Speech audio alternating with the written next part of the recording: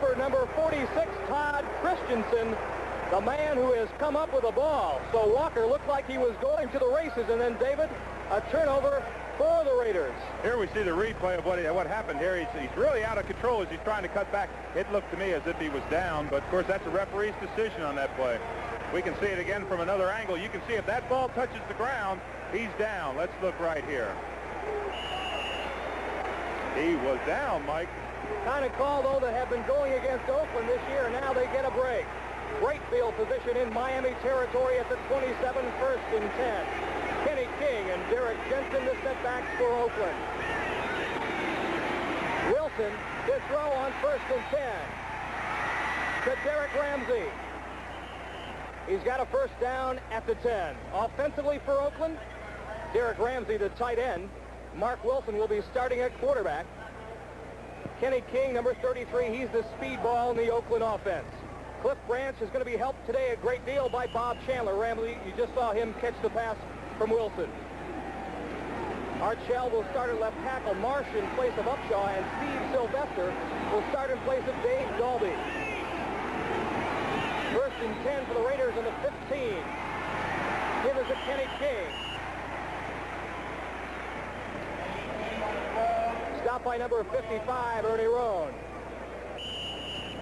Well, the Oakland Raiders certainly got a break early, Mike, but this is where the Miami Dolphins have been very effective this year. But Oakland has got to score early because this Dolphin team has got one of their best defenses in the league over the past 7 or 8 years. Second down and 8 at the 13 of Miami. Slot formation to the left. Chandler in the slot. Wilson will throw. Intended for Derek Jensen and badly overthrown. Doug Betters provided some excellent pressure. Number 75, he's one of the 3 defensive linemen that start for the Miami Dolphins. Bob Baumhauer in the middle, and the veteran Vern Denherter, number 83.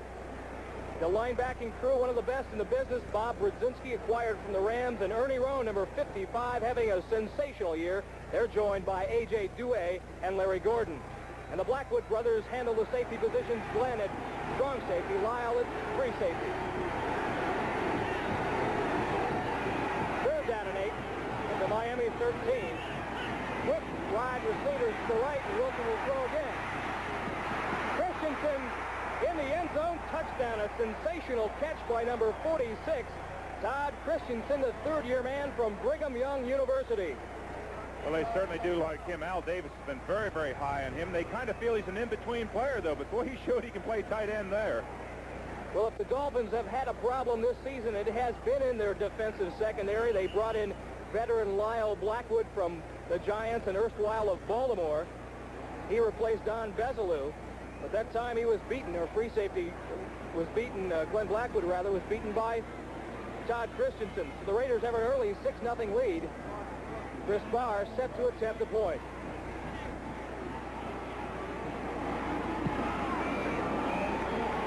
The kick is up, it is good. So with just 13:22 remaining in the first quarter, the Oakland Raiders, a reserve safety. He gets it across the 30-yard line to the 34, where Ted Watts, number 41, the number 1 draft choice this season for Oakland, brings him down. Woodley, a great second-year quarterback out of LSU, joined by Tony Nathan and Andra Franklin, who has developed into one of the top fullbacks in the league. Duriel Harris and Nat Moore, tremendous pair of wide receivers.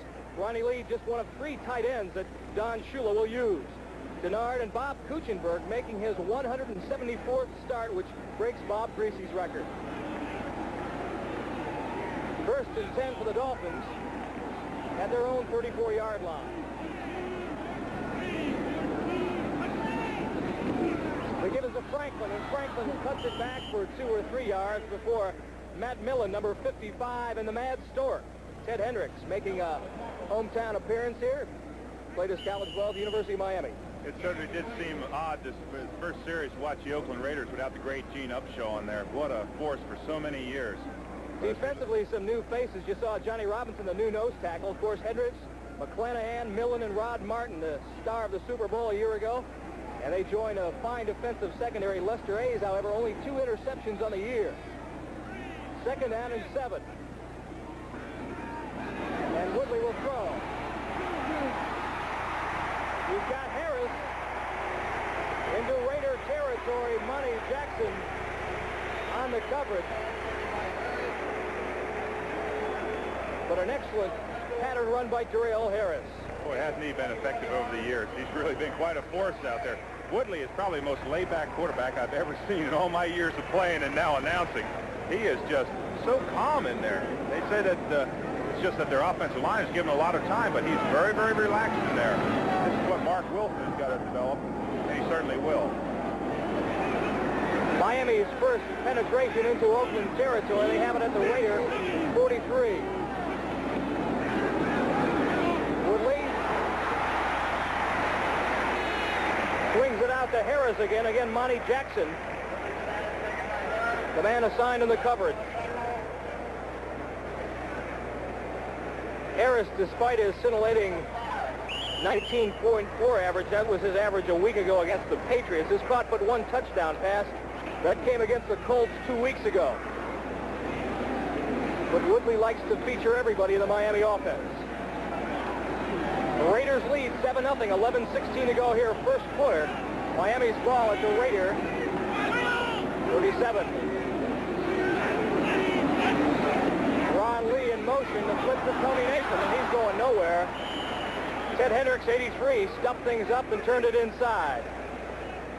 What a play Hendricks made on that play. He came straight across and really forced the play inside, and this grass is well used, and it's down to just a real fine nub. And of course, look at those statistics on Ted Hendricks. He's in, what, his 13th year and 5-time All-Pro, and probably had one of his best seasons last year. Quite a remarkable career. And Dave, today his 185th consecutive start. 3rd and 8 for Miami, 5 defensive backs for the Pirates formation. The Raiders like to call them. They've got almost everybody in the line of scrimmage. Flags are down. The Raiders say that they were drawn off sides.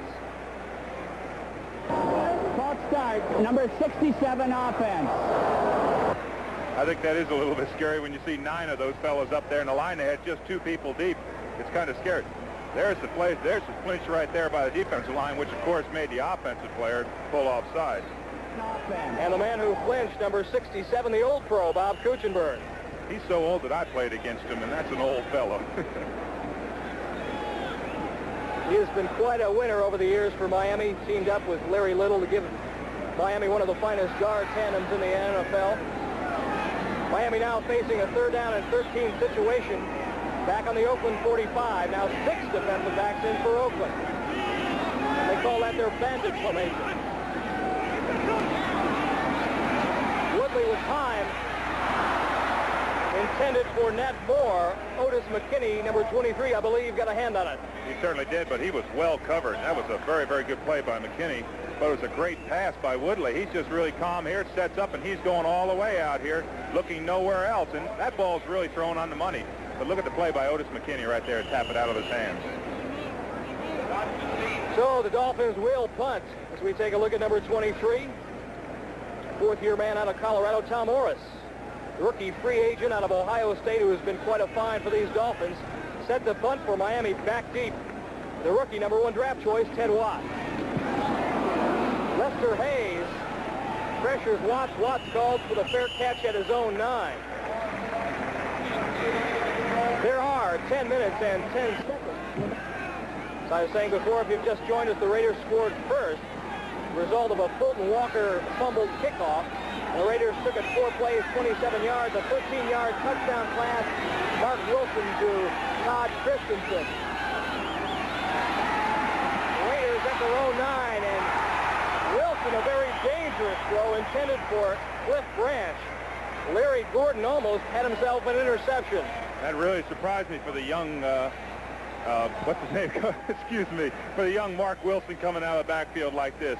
It really surprised me so much I forgot who it was. But that's quite a call right there to throw the ball from deep in your end zone like that. And you can see how close it was to an interception. He is lucky that was not returned for 6. So the Raiders have new life still at their own 9, 2nd out of 10. And Wilson will throw again. He's got Derek Jensen out to about the 18-yard line, but A.J. Douay, number 77, was in Wilson's face. Boy, did he greet Marc Wilson on that play. As we watch here, watching the left side of your screen, you'll see Douay coming in here, number 75 right there. No, that's Betters, excuse me. That's Doug Betters. And that's quite a greeting to the NFL. Betters has 4.5 sacks this year for that Miami defense. Third down and 1. Ball resting at their own 18-yard line. Give us the number 27, Frank Hawkins, a rookie out of Nevada at Reno. Larry Gordon on the stop. I thought it was interesting, Dave, that given the very deep field position of Oakland, that they elected to throw on their first 2 downs. That totally surprised me, Mike, because most times you'll find your offense in a deep situation like that will try to drive out, get a little bit of field position in case you have to punt, but Wilson went right to the pass early. Oakland, of course, 1970, third winningest team in football behind Dallas and Miami. First and 10, flip to Kenny King. Brzezinski was there first to undercut Kenny, who is the Raiders' leading rusher this season. 4.7 average, 606 yards, but he has fumbled the ball 8 times. It's those kind of turnovers that has hurt Oakland. At the same time last year, he had exactly the same statistics, so he's a very steady runner, the exact same 4.7 yards per carry, so very, very consistent runner. A game that Miami will play a great deal of attention to. Buffalo on top or trailing St. Louis 3-0. Our colleague Sam Nover and Gene Washington covering that one. Wilson flips by Gordon, gets it off.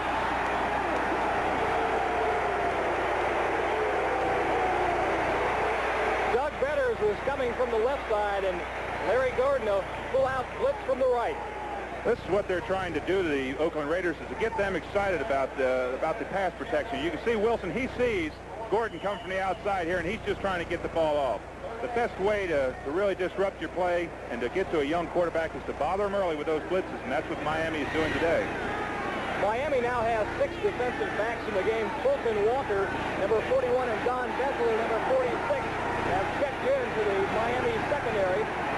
Third down and 8 for Oakland.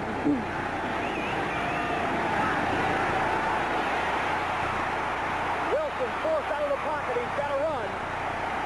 And he's got the first down across the 30 to 31-yard line and pushed out of bounds there. So the gangly one from Brigham Young University, 6'6" and 205 pounds, shows a little bit of running acumen as he picks up an Oakland first down.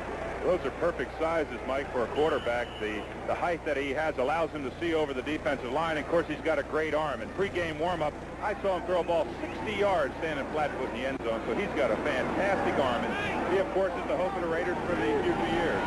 First and 10 for Oakland. At their own 34, they lead 7-0. A mix-up in the center exchange, but Marc Wilson recovers his own fumble. Steve Sylvester, number 66, is playing with a dislocated thumb, so that could have caused a mix-up there as Marc Wilson missed the handoff. Look at those statistics there. Giveaways and takeaways, what a difference. The Dolphins never hurt themselves. You can see they have a +2 difference, and that's how many times you take the ball away from the offense is how many times you give it to the defense. And the Raiders are on the bad end of the line there. Second and 10 at the 34. Give us to Jensen, the single setback. A lot of running room around the right side. He's got the first down into Miami territory at the 47-yard line. A great block by Kenny King, number 33.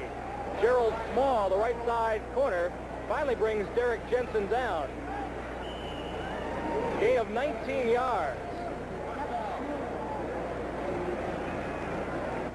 Kenny King leaves the game and is being replaced by number 22, Arthur Whittington out of SMU, who has been sort of a forgotten man this year in Oakland's offense. 6:48 remaining. Oakland leading 7-0. Wilson again runs first and 10. Out to Jensen. Gain of 4, flag on the play.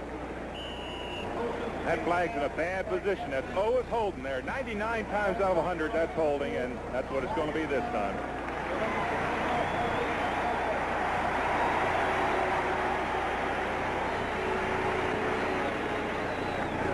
Head referee Jerry Seaman is Tom Flores Arms crossed.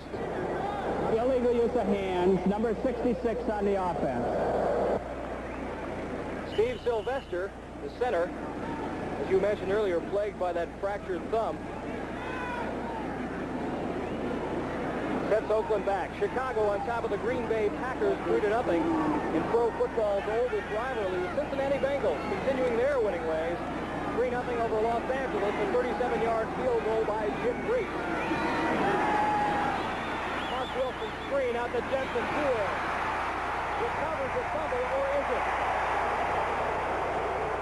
The referees ruled an incomplete pass. Those fans are still remembering that first play when they gave him the fumble on that earlier kickoff, and they wanted a little lateral there, and of course the fumble, but they didn't get it. Miami's defense only ranks 12th in the AFC. However, they have many versatile players, and Dewey is one of them. He is lined up just about everywhere except for the safety positions, and I'm not so sure he couldn't do that. That really presents a problem for your offensive blocking scheme. When you see him jump in there and jump back out, it really presents a problem. 5 defensive backs into the game for Miami. 2nd down and 20 for Oakland.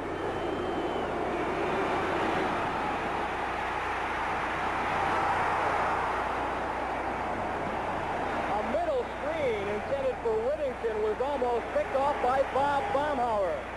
He had probably one of the biggest breaks in his career right there. He's played fantastic this year. He's already had 7 or 8 sacks. He's got 60 tackles, and he had a lineman stream right there as he missed an interception with nobody in front of him for 30 yards. Raymond Chester has come in for Oakland and replaces Derek Ramsey. It's now 3rd down and 20 for the Raiders. 6:19 remaining here in the first quarter. Raiders lead 7-0.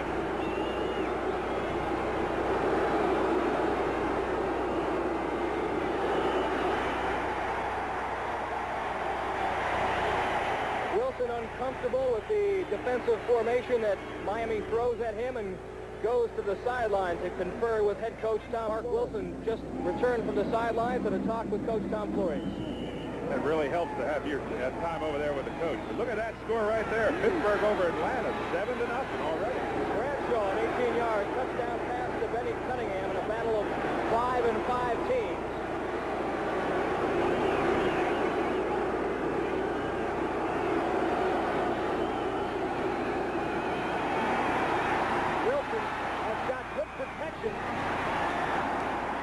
But a mix-up in the pass pattern between Bob Chandler, number 85, and number 80, Malcolm Barnwell.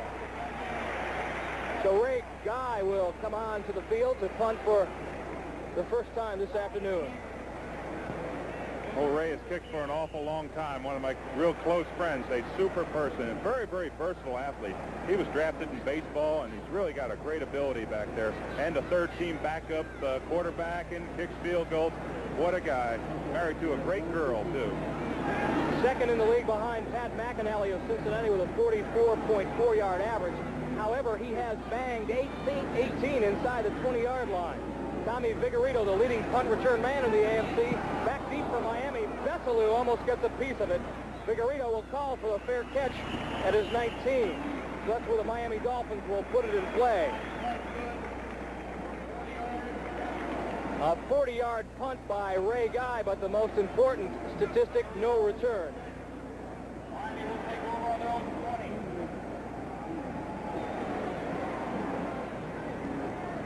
Crowd of an expected over 60,000 on hand here in the Orange Bowl.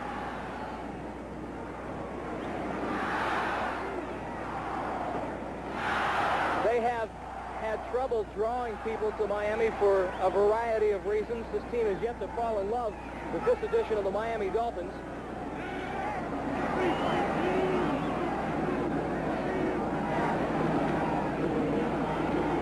Woodley's 1st and 10 give to Tony Nathan. Millen was there, and so was Ted Hendricks. Last week against the Patriots, Don Shula, his 200th career victory. Only Tom Landry, George Hallis, and Ed Curly-Lambeau have more. We talked to him about it before the game. Winning the 200th game was exciting last week, but more important, it was a game that our football team won the 7th game of the season. And personal goals aren't important. Team goals are important in a year like this. I hope someday that we can look back and remember the 200th victory came in a year that the football team accomplished. 2nd and 7 give to Andre Franklin, who banks it inside for a couple of yards. John Matuzak and Johnny Robinson. Robinson, just a rookie out of Louisiana Tech. I've always been a great Don Shula fan as we look at Andre Franklin's statistics there, and I'll tell you, he is really quite a coach. I saw some great comments by Mike Curran, who formerly played here, and said how much he learned about life and about winning, and I thought it was just quite a tribute to such a great coach. Well, they gave him a game ball, but they also presented him with a picture of him as a Baltimore defensive back 27 years ago, getting beat by R.C. Owens. And at the bottom, you've come a long way, Don. Indeed he has. Miami's ball, 3rd and 2. Give to Nathan, cuts it back. It looks like he has the first down.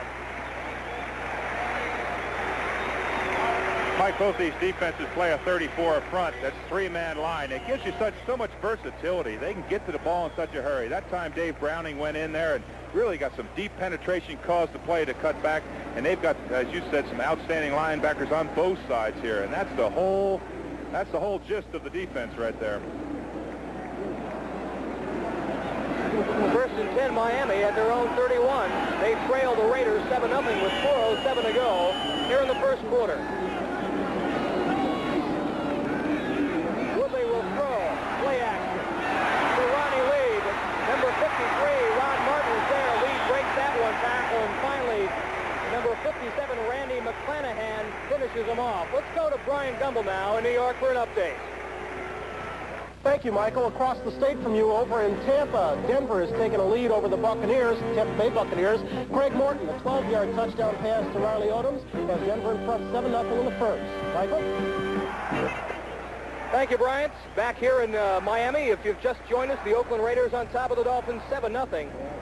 A critical turnover by return man Fulton Walker gave the Raiders great field position, and Mark Wilson threw a 13-yard touchdown pass to Todd Christensen to give the Raiders the lead. Miami on 2nd and 3 to Nathan. And close to another Miami first down. Johnny Robinson, the man who hit him first. Ted Hendricks making sure he went no further. Johnny Robinson sure has had to fill the big shoes of Reggie Kinlaw in that middle, and that's been a real problem there, the youngness and the transitions they've made and the changes due to injuries. How about that score right there, Mike? Key game for both the Buccaneers and the Broncos. Denver on top, 7-0 is the incredible Craig Morton. Another touchdown pass, this time 12 yards to Riley Odoms, and Baltimore has come back with 6 points. 7-6 Philadelphia over the Colts in Veterans Stadium. Curtis Dickey with a 1-yard run, and it's nice to see after all the reports in the paper about him being in not only McCormick's doghouse, but also Burt Jones. Dolphins short by just a matter of inches. Green Bay now on top of Chicago 7-3. David Whitehurst. 1-yard touchdown pass to former Michigan Wolverine Harlan Huckleby. If I come back in my next life, I think I'd like that name. I did a game a few weeks ago, and that was something else with that name. What would you name your first son? I better abstain from that.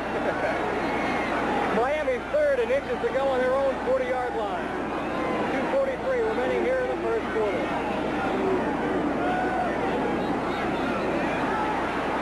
Franklin, I don't know. Matt Millen hit him first, all 260 pounds of him.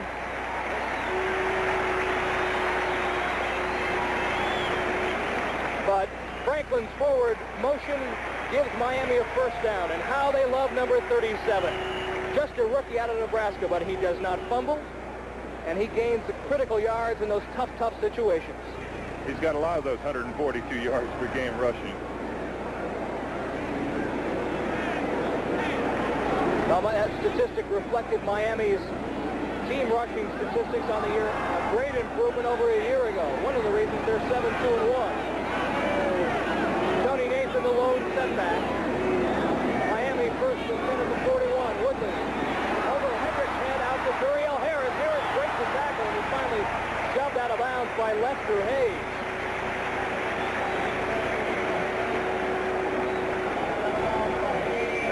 thing, as you said, it was over Hendrick's head that time. But, you know, in his 13th year, you never see him get knocked off his feet. He's got great leverage. He says that's how he plays the game. He plays with leverage, not strength, even though he is a well-conditioned athlete. But, boy, what a pain tolerance and playing ability he has had for so many years. Miami had a chance to pick up the Mad Stewart back in 1975 after he played out his option with the Green Bay Packers. However, they couldn't work out some contractual agreements, and he wound up with Al Davis. 2 tight ends on 2nd and 1. Hardy joins Roddy Lee, gives to Nathan. Randy McClanahan, number 57, clogged the middle. Number 55, Matt Millen here from Penn State. Look at him stuff this line right here. Driving. There's Kuchenberg. He's against quite a player there. And it's a real force in there. He's really played well. I think he was one of the real stabilizing forces last year after the loss of Monty Johnson that took them all the way to the Super Bowl. Quite a player. Millen was a down lineman at Penn State. Him and Bruce Clark, who subsequently went to Canada. I was a down lineman at Penn State, too, by the way. You never got up to play linebacker. I didn't mention it after yesterday either. It is now 3rd and 1. Cephalo into the game and in motion left. Woodley to throw. Got Franklin.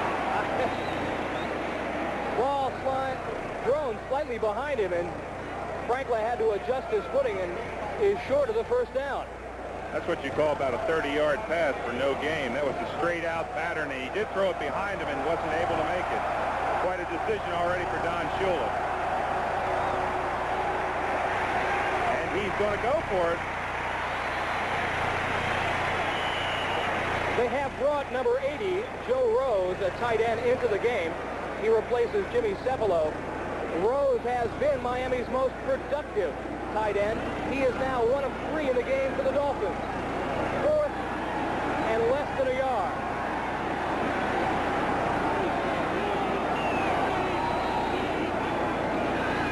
Woodley to Franklin. And Franklin's got the first down and then some.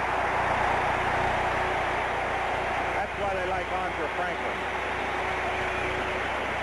He can get you that yard when he has to. And they went right to him, as you said, Mike. They really like him here in Miami.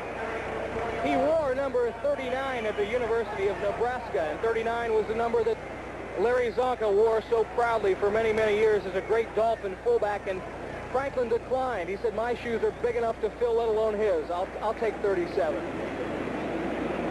That's quite a tribute to a guy I played against for a lot of years and got a lot of bruises from. Miami, a first down in Raider territory at the 46. Woodley will throw on 1st and 10. Going for it all. And Moore working one-on-one with Lester Hayes. And comes up empty. The first quarter has ended here in the Orange Bowl in Miami.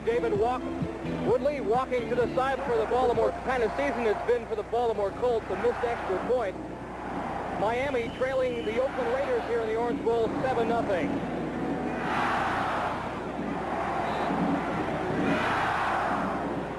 Look at those stats there, Mike.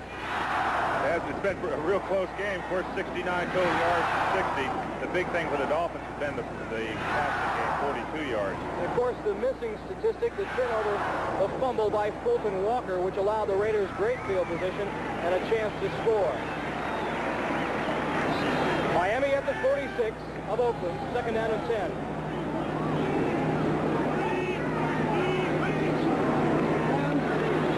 Woodley, screen intended for Ron Lee, the tight end. And credit John Matusak, 72, for being in Woodley's face. Kuchenberg, of course, the wily old veteran for so many years. We can see him here just make a little slip block right here, trying to get out in the play. Now, he has to pick up the safety, the quarterback that's coming there to force. And, well, he got the linebacker instead, but that's his job right there. But they're really putting the pressure on the quarterbacks today. Number 53, Rod Martin, almost picked it off. How's that for a statistic? Quite a testimony to endurance, because you know this game is physical and you can get hurt in a hurry. Dwayne Osteen comes into the Raider lineup. 5 defensive backs, 3rd and 10.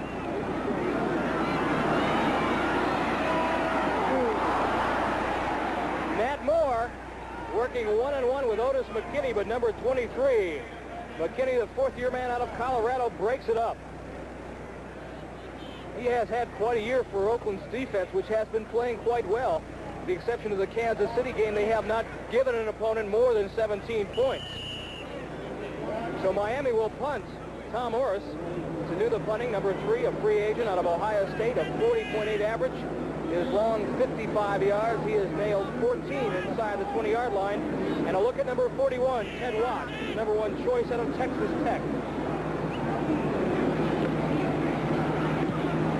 Morris angling it for the left sideline, bounces out of bounds at the 11-yard line. And so again, Oakland will have to put the ball in play deep in their own territory. However, they have us in the National Football League today. Pittsburgh on top of the Atlanta Falcons, 14-0. A Terry Bradshaw touchdown pass of 6 yards to John Stallworth, his second of the day. Bob Costas and Bob Trumpy, I'm sure, enjoying that one.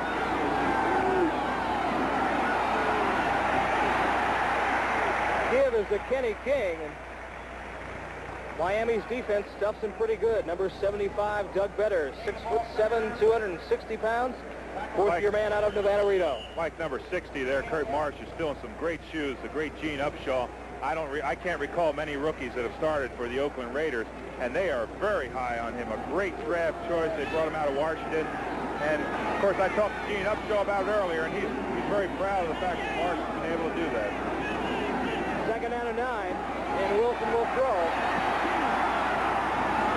Underneath for Ramsey, the tight end.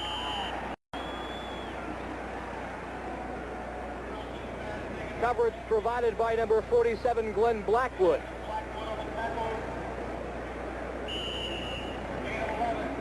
If Ramsey has had a problem this season, it has been holding on to the football. He's an excellent prospect and has ousted Raymond Chester out of the starting position. First and 10 Raiders at their own 24.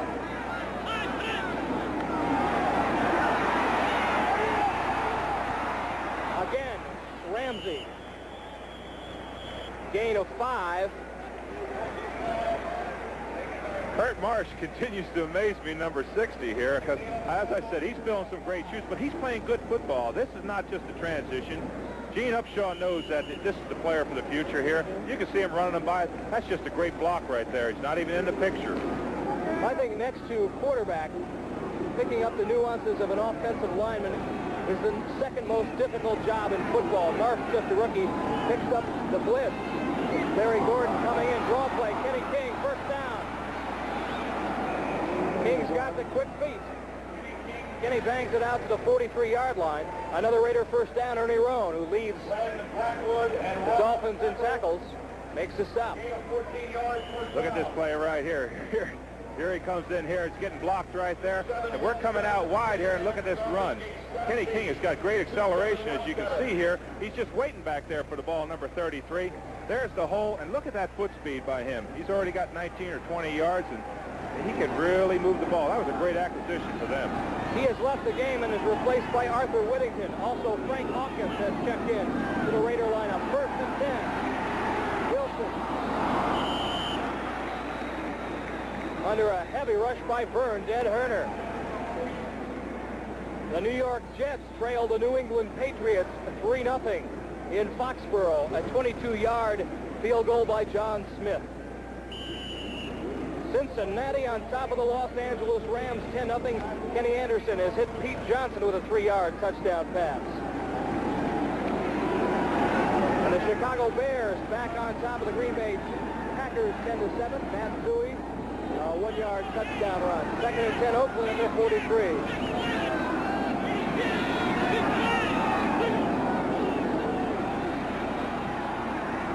Wilson out to Hawkins. Gets it across midfield to the 49-yard line.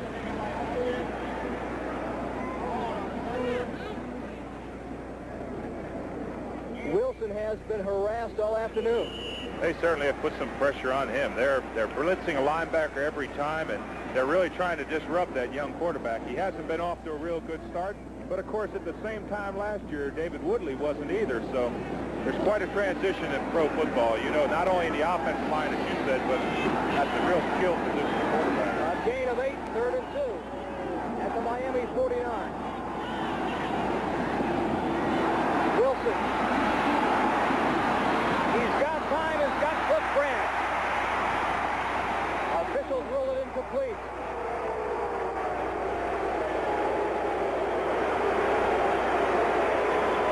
Branch had the ball momentarily, then had it knocked out of his hands, and number 52, Steve Shull, was there to cover it up. As we watch Wilson setting up here, he's going all the way to Cliff Branch. This is a questionable call again. Look at that rifle in there. If he has control of the ball, that's a very questionable call, and it's a new call this year, whether he has possession or whether he has control or whether he's come down with speed. It could have gone either way. It is another judgment call that the referees don't need. Ray Guy back at his own 35-yard line to punt. Tommy Vigorino, number 32. Busted 187 yards this year against Pittsburgh for a touchdown. Guys punt, high spiral. Fair catch signaled by Bethelu at his own 10. Tremendous kick by Ray Guy. After 9 years, he still can kick it just about as running back on Oklahoma. Had to leave the game earlier in the second quarter. We will try to get you word as to his condition. Raiders lead at 7-0 with 11:02 remaining here in the first half. Andrew Franklin, the lone setback, gets the call from Woodley. Gain of 3 on the play, 2nd down and 7. This telecast is presented by the authority of the National Football League, and it is intended for the private use of our audience. Any rebroadcast or other use of this telecast without the express written consent of the Miami Dolphins and the National Football League is prohibited. David Woodley staring at a 2nd down and 7 situation at his own 14.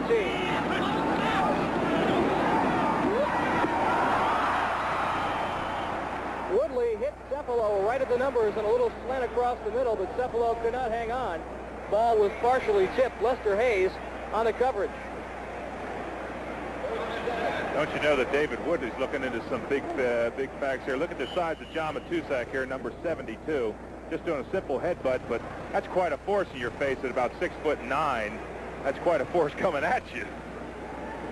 Eric Alaxo, number 68, the man who has drawn the unenviable assignment of containing the twos. Hard to believe he's been in the league already 9 years.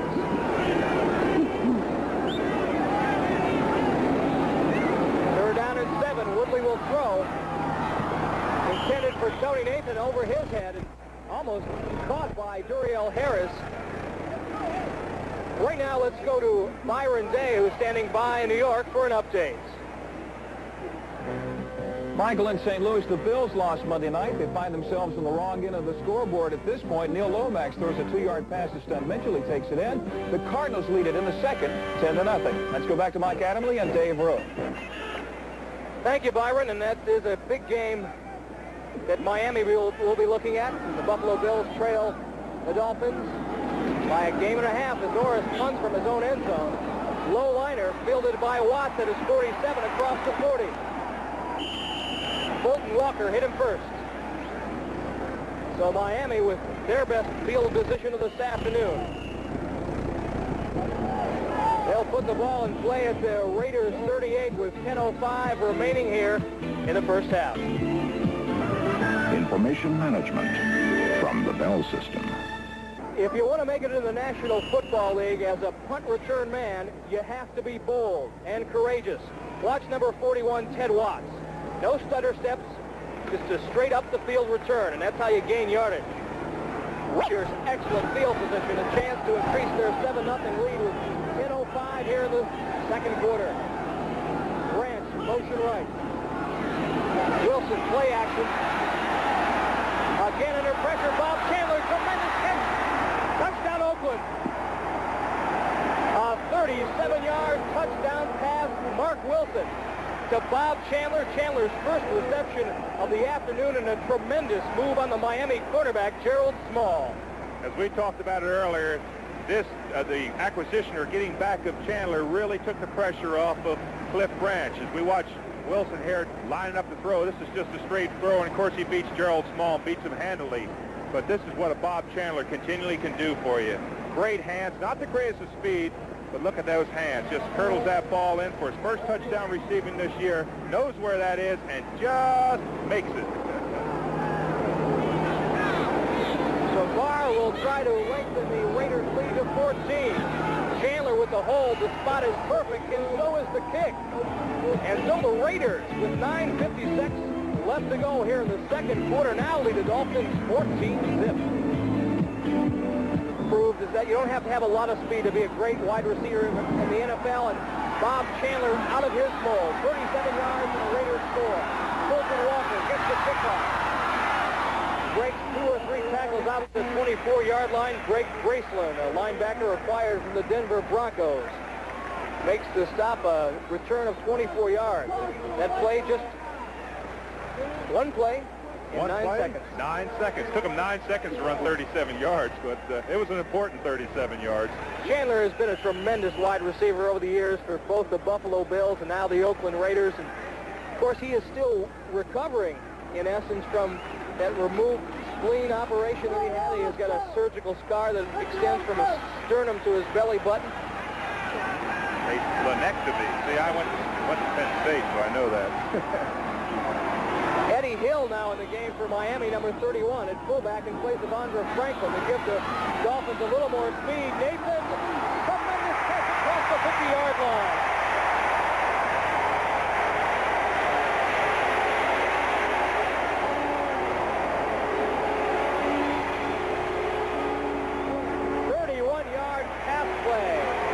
Woodley to Tony Nathan, and pretty good coverage provided by Burgess Owen. That was a big, big play.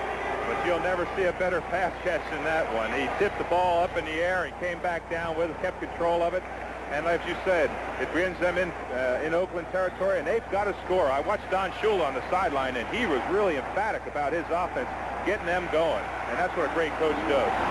Nathan has counted for over 700 yards of Miami's total offense this season.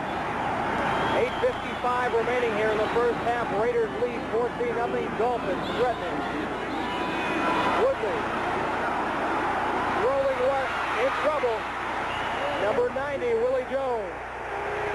30-year man out of Florida State. Wraps Woodley up and brings him down. Woodley was trying a throwback play on this play right here. He's trying to roll action, trying to draw the coverage over to this side. Then he was going to look back to his left and throw across the field, but Oakland had guessed right on the coverage. We see him look back right there. There's nowhere to go, and he had to just take the ball down to the ground. Woodley, or rather Willie Jones, known more for his pass rushing prowess, has replaced John Matuzak, as these are obvious passing situations for Miami if they want to get back in the game. 2nd and 10 at the 46. Cross block to Franklin for 2 or 3 yards. Ted Hendricks there.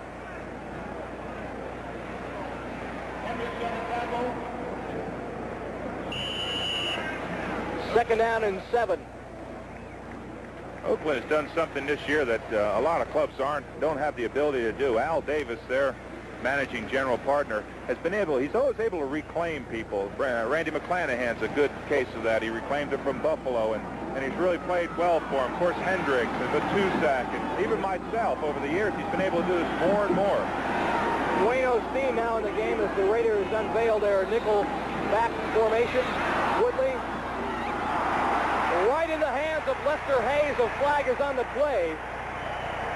I believe it will be offensive interference, because Hayes was right on the coverage. Ted Hendricks in Woodley's face. The initial indication, however, defensive holding.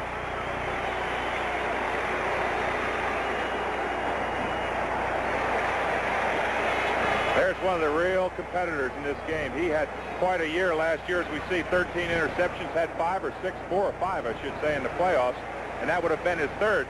But that was a timing pass, and Lester just played that really perfect. He stepped right in front, but as we watch him here coming off the ball. Number 35 defense. First down. There's where he gets him right there. You can't do that. You can't put that hand against that offensive player. So obviously it wasn't a pass interference, but quite a player, the 1980 Defensive Player of the Year. The call was not against Lester Hayes, however. It was against Wayne Osteen, number 35. Unless head referee Jerry Seaman was mistaken. So Miami, with a great break, now has the ball at the Raider 29. Flip to Nathan.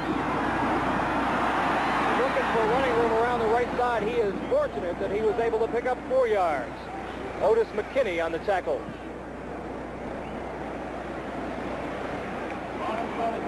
The Buffalo Bills trailed the St. Louis Cardinals 10-0 in the second quarter. This game will have an impact on the AFC's Eastern Division. Miami, as you can see, a 1 1/2 game lead over the Bills. Miami, however, trails here 14-0, 6:39 to go in the first half. Woodley looking at 2nd and 7. Raiders bring in an extra linebacker. Eddie Hill has replaced Tony Nathan. Or rather, Andre Franklin. Woodley.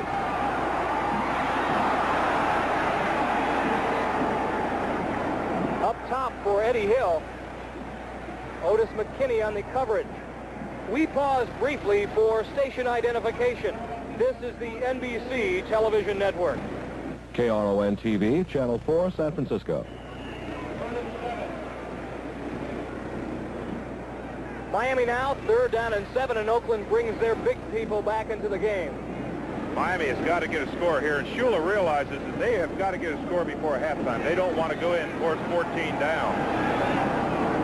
Tom Figueredo now in the lineup for Miami.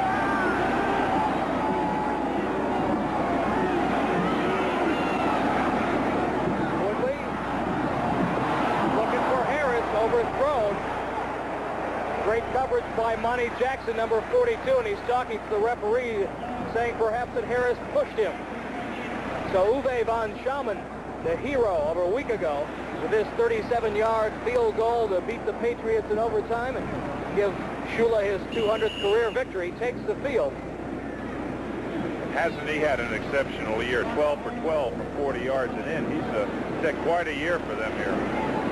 This one is spotted at the 34, meaning that it'll be a 44-yard field goal for Uwe von Schamann. This will be his longest one of the year if he makes it. Woodley with the hold. Von Schamann's kick is up. It is wide to the left. So Miami fails to capitalize one more time. 6:07 remains here in the first half. The Raiders enjoying a 14-0 lead. The 7 remain here in the first half here in the Orange Bowl. Raiders enjoying a 14-0 lead over the Miami Dolphins. Recap the scoring for you. A 13-yard touchdown pass, Marc Wilson to Todd Christensen after a Fulton Walker fumble on the kickoff. And then a 37-yard touchdown pass, Marc Wilson to Bob Chandler. Chandler's first TD reception of the year. Wilson will throw on 1st and 10. Out to Derek Ramsey. Ramsey breaks Brodzinski's tackle and has a first down. Marc Wilson has totally fooled me twice. I thought that time that he might keep the ball on the ground, but went right back to the air. They have an awful lot of confidence in their passing game, and he's off to a great start. Gain of 14 yards on that pass play. The NBC is contractually obligated to televise the Oakland Raiders game back to the Bay Area. By contract, only one NBC NFL telecast can be aired in San Francisco. Because of the unusual circumstances this weekend, NBC Sports asked the NFL if a delayed broadcast could be aired of the Cleveland-San Francisco game. The NFL agreed to the procedure on a one-time only basis, and the game will be on a tape delay at 11:30 in San Francisco, Sacramento, and Salinas, California. Kenny King, the ball carrier here, and watch the play of number 77. Quite a penetration there by A.J. Dewey. That's what you have to do in order to stop a Kenny King. You've got to get that penetration. That's what Oakland's done so well. Boy, as you said many times, he has been quite a player for the Miami Dolphins. NFL Rookie of the Year in 1977, now a Dolphin mainstay. 2nd down and 13 for the Raiders. Flags all over the place. As Baumhauer was lured off sides, or did he just jump? I believe he just jumped on that one. He was trying to get a good takeoff quick, and I think he jumped a little early.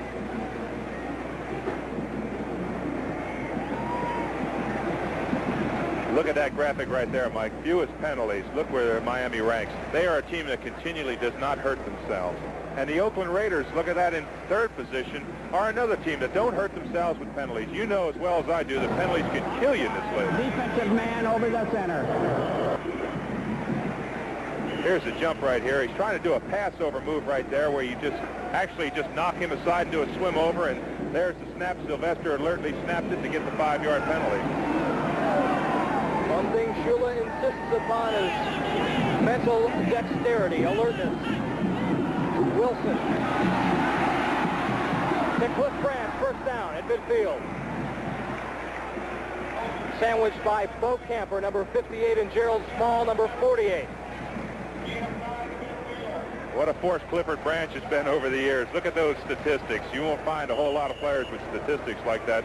The year we went to the Super Bowl in 1977, he was fantastic. Let's go back to Byron Day and see what he has to say. Okay, thank you very much. In Atlanta, Steve Bartkowski has just thrown his 23rd touchdown pass of the year. Tops the NFL to Alfred Jackson. More importantly, that puts the Falcons on the board. It's now 14-7 Pittsburgh in the second. Arthur Whittington, the ball carrier on the Raiders' possession. Glenn Blackwood makes the stop, a gain of 6 by Whittington. It'll be second down and 4 now. We haven't heard much from the Blackwood brothers, although they're really playing good football here for the Miami Dolphins. But Oakland has been doing more of the challenging of the cornerbacks than they have challenged down the middle. Branch and Chandler are wide to the right. Branch in the slot. Tom Flores looking on. Second down and 3. Give it to Frank Hawkins. Hawkins has the first down.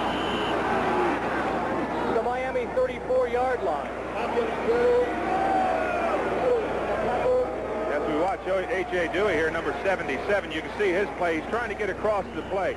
Oakland has traditionally gone to that. Look at the block by Marsh right there, number 60, and he's off and running. But that's the side that Oakland traditionally has gone to, the Upshaw and the Shell. And now it's back to Shell and Marsh. Hawkins rips off another long Raider run. He is replaced by Derek Jensen. Raiders have a chance to lengthen their lead. Wilson again to throw on first and 10. Going to Branch for it all. Clifford may have lost a hair of that great speed he has had, but not much. He certainly did. He stretched it out there late in the late running there, but they continue to go back to Gerald Small. They've attacked him twice for the bomb. That one didn't work out, but they've gone back to Gerald Small twice now. David, you look at the Raiders as we see Pittsburgh on top of Atlanta now. Atlanta's come back with a touchdown. It's 14-7 in the second quarter. One of the reasons for Los Angeles has got 3 points on the Cincinnati Bengals, 10-3. Minnesota on top of New Orleans, 3-0. Second quarter. I'll get to this thought in a minute. Okay. Raiders putting the ball in play at the Miami 35, second and 10. Quick give. Whittington across the 30 down to the 29-yard line. Ernie Rowe, number 55, and Bob Brzezinski there to bring him down. You look at the Raiders' 4-6 record, and you look at Cliff Branch. He has caught only 1 touchdown pass this season. Well, Mark Wilson certainly has the arm, as does Jim Plunkett, to get it to him, but they haven't been able to this year. They've been in the trailing side of the ball games. They've lost close ball games, and Al Davis certainly doesn't think that they should have the record that they do. For them to avoid mathematical elimination, they must win today's game in the remaining 5. 3rd and 5. Wilson, Derek Ramsey, inside the 20, down to a 10. Another Raider first down and a flag on the play.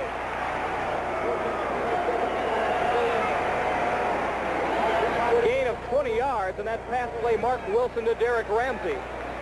This is what the secondary looks at as we look at the ball. This is what Mark Wilson is looking at as he's back to throw the ball. The secondary wide angle here. Ramsey's going to make an out pattern here, come across the field. We see him in the center of our screen right there. It's an excellent throw right to him. See him catch the ball there, and he knows what to do.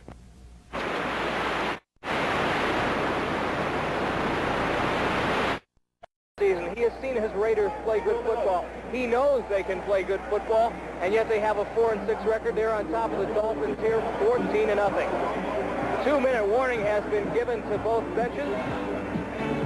Dolphins trying to find out what went wrong. We'll be back after this. Standing day. He confers with Tom Floyd and now heads back onto the field. He's got a chance to put the Raiders on top by 20. So it's great to have that 2-minute warning in that position because you're able to go over and get the insight of the coaching staff, which are high above the stadium where we are, and they've got an excellent view of what the possibilities that you can run. So it's a great position to be in. Raiders enjoy a special mastery over the Miami Dolphins. They lead the all-time series, 11 wins, 3 losses, and a tie. And of course, they won the battle out in Alameda County Stadium a year ago, 16-10. Frank Hawkins up, but was he over? Ernie Rowe, 55, stuffed him pretty good. Ernie Rowe, number 55. Here we can see him come into the picture late here as we watch Hawkins try to go up and over. There's Rowe coming in there to get the stick in the bottom of the pile, driving back. He's got 111 tackles already. What a year! That's good for an entire season, and we still got 5 games to go.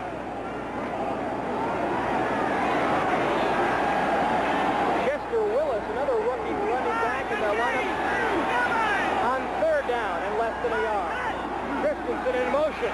Wilson's going to throw. He's got Derek Ramsey for the touchdown. Marvelously conceived play by the Oakland Raiders and Marc Wilson.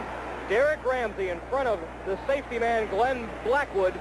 And now the Raiders have a 20-0 lead with Barr set to attempt the extra point. In a situation like this, there's absolutely no cushion for the defensive back to rely on. It's just one-on-one, and it's a very tough position as we watch Ramsey catch the ball there.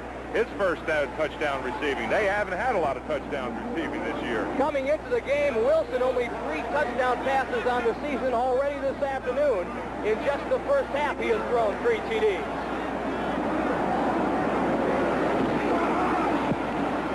Barr's extra point attempt up and perfect.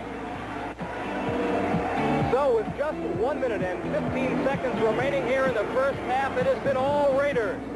They lead 21-0. He is dangerous. Beats Chris Barr. Flags all over the field, and I'm sure we're going to have a personal foul against the Raiders. 37-yard return by Fulton Walker. He was that close from breaking it. As we watch this run back right here, watch the speed that this young fella's got right here. He can really turn it on. He sees the seam right there to the left. He turns it up, and here comes the speed right through here. Fulton Walker, this is a 37-yard return. And had not he been held up right there, he might have gone a long way. Now, here's what the penalty is, because once he's knocked out of bounds, you can't hit him any longer. Personal foul, unnecessary roughness, number 48 on the kicking team. First down. Kenny Hill, a reserve safety, roughed up Fulton Walker. Chris Barr was not pretty, but he really saved a touchdown here. Let's watch again. He certainly did. As Walker made this run, I thought it was Chris Barr who piled on out of bounds here. Watch Chris Barr all the way. Right in here. There he goes, and here goes Chris Barr over here. Miami in Raider territory. Woodley across the middle for Figueredo. And I believe that is only Woodley's second completion of this first half. He was 1 for 8 prior to that throw. And if you recall last week's game, he was equally fooled in the first half, but came back for a 12 for 13 performance against the Patriots. Woodley short arms this ball, the tight end Joe Rowe. He's a very, very notorious slow starter in a game, but once he gets the groove, he can really come on and play. An interesting thing as we watch him turn around is that all the Dolphins, for the Oakland fans, they won't know what 51 is on his helmet. That's in memory of Rusty Chambers, the linebacker that was killed in an accident. And they've dedicated this season, and they wear a number 51 marker on the back of their helmets, in case those people in Oakland were wondering what that was. Tale of 2 quarterbacks. Woodley has looked like Wilson, and Wilson has looked like Woodley. Nathan and Figueredo, the setbacks for Miami. 3 wide receivers. Woodley will throw. Nathan across the middle, breaks the tackle, across the 30, goes out of bounds at the 25. Nathan slipped out of the arms of Wayne Osteen, number 35. And if there is a bright side to this 21-0 deficit, it is that Miami may have a chance to get on the board here before halftime. Let's watch again. Well, I certainly do. As we watch number 83 here, Ted Hendricks trying to get the rush. There's Nathan swinging out of the backfield, number 22. You can see the pass going by Hendricks. As we watch again from a different angle, there's Nathan right there breaking the hit. Boy, what a factor he's been for this team. Right here, he makes the decision not knowing how much time's on the clock to run out of bounds and stop the clock. A gain of 18 yards in that pass lane of Miami, first down at the Raider 24. Woodley to Figueredo. Two blockers out in front of him. Trying to get out of bounds, but does not. Clock running at 24 seconds. Dolphins call timeout. Well, Figueredo there got the ball out of bounds, but he did not get out of bounds. The referee ruled that when he came down. We can see a little short pass out here to the flat. It's a swing pass, slip screen. Figueredo has a choice whether to go upfield or get out of bounds, and you can see right here he's down and there puts the ball out. But the referee made an excellent call right there. His body was down in the field of play. Woodley talking to Don Shula, and the man in the turquoise windbreaker, Don Strock, Woodley's backup. They call the quarterback position here Woodstock. Don Shula does not want to settle for 3 points right here. He knows they have to get 7, and that's what they're talking right now, what the pass pattern could be to get him 7 points rather than to get field position and get 3. Remember, coming up at halftime, join us in New York for NFL 81. Brian Gumbel with all the scores and highlights of other games across the National Football League this afternoon. AFC's Eastern Division race very tight. Dolphins enjoying a game-and-a-half lead over the Buffalo Bills. Last we heard, the Bills were trailing 10-0. The New York Jets at 5-4-1 are leading the Patriots at the moment 7-3. Mike, I think more so this year than any other year. 2nd and 4, just 26 seconds remaining here. First half. Woodley intended for Joe Rowe. Otis McKinney right on top of things. That was an excellent pass here by Woodley as he picks out Joe Rose, and McKinney really made a great play on it. He was trailing behind it, and he's trying to drop the ball over his shoulder right there, and watch McKinney rake his arms down right there, trying to get his arms down, pull one away from the ball. That was just an excellent football play. 3rd down and 4 at the 18. Nathan and Figueredo, the setback. Figueredo lined up in the slot to the right.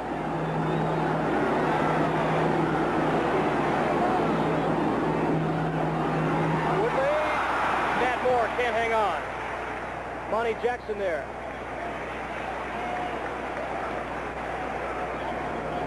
And I think this is a wise decision by Shula to bring on the field goal team. Last week, David, they trailed the Patriots 17-3 before coming back.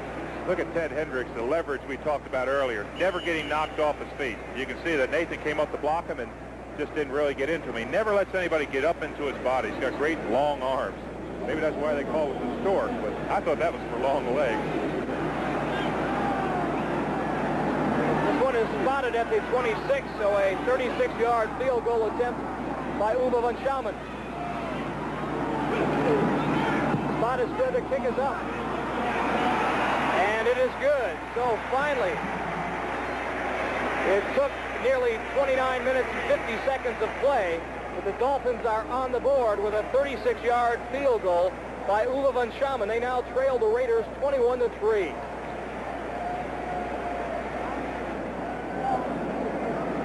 The fact that if they kick it long, they've got the chance for the long return.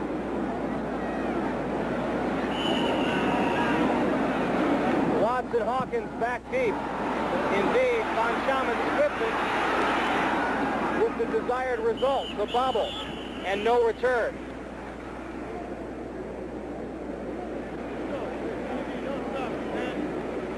So time left here in the first half for one play. Well, this again, Marc Wilson has fooled me several times today. This could be one of those 70, 80-yard throws. He's got the arm to do it. Boy, has he got the physical stature for a quarterback. Size, he's got a great arm. He certainly could throw up a 60 or 70-yard throw. The Raiders love to gamble. I say why not at 4 and 6? Well, they fooled us again. It gives it to Derek Jensen.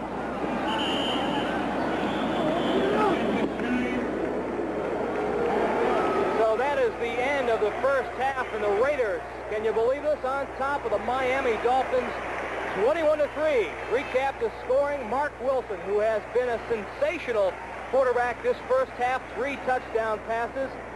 One to Todd Christensen of 13 yards, and then a 37-yarder to Bob Chandler. A tremendous move on Gerald Small. And then finally the touchdown flick to Derek Ramsey. They have looked excellent, David. They played great football, and they haven't turned the ball over like they have in the past. They played excellent football. They lead 21-3. Miami has had problems getting their offense started. David Woodley has had a poor first half. He has completed only 2 passes. We'll be back with more halftime activities right after this. See the Dolphins.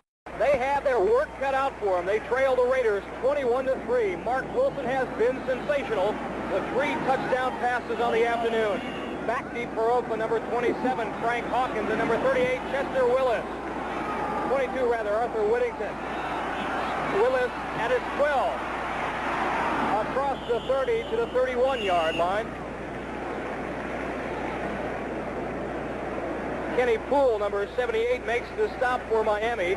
A return of 19 yards for the rookie out of Auburn. Another rookie running back out of Auburn. Joe Cribbs. Mr. Brooks out in San Diego. Steve Sylvester playing in place of Dave Dalby with that fractured right thumb. Kenny King back in the Oakland lineup. He is paired with Derek Jensen, the fullback.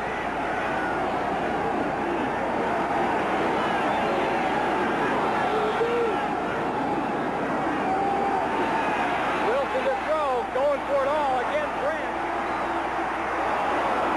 Branch had a step on Gerald Small and found the seam in between him and number 42, Lyle Blackwood. It looked like he pulled up just a step there. It certainly did, but the interesting thing is that the Oakland Raiders have come right back out and challenged again. This is a team, as you said, that's not afraid to challenge, and Marc Wilson's got the arm, and that ball, if you looked at it, was almost 70 yards in the air, so that's quite a long throw.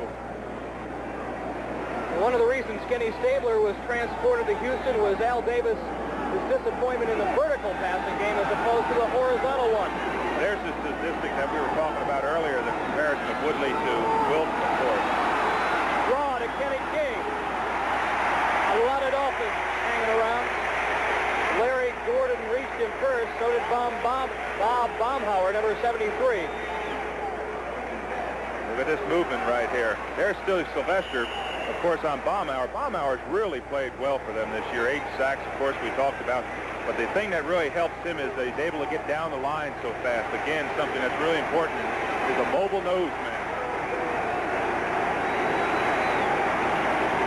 Dolphin defense, however, having problems containing Oakland this afternoon, as evidenced by that 5-for-7 statistic on third down conversion.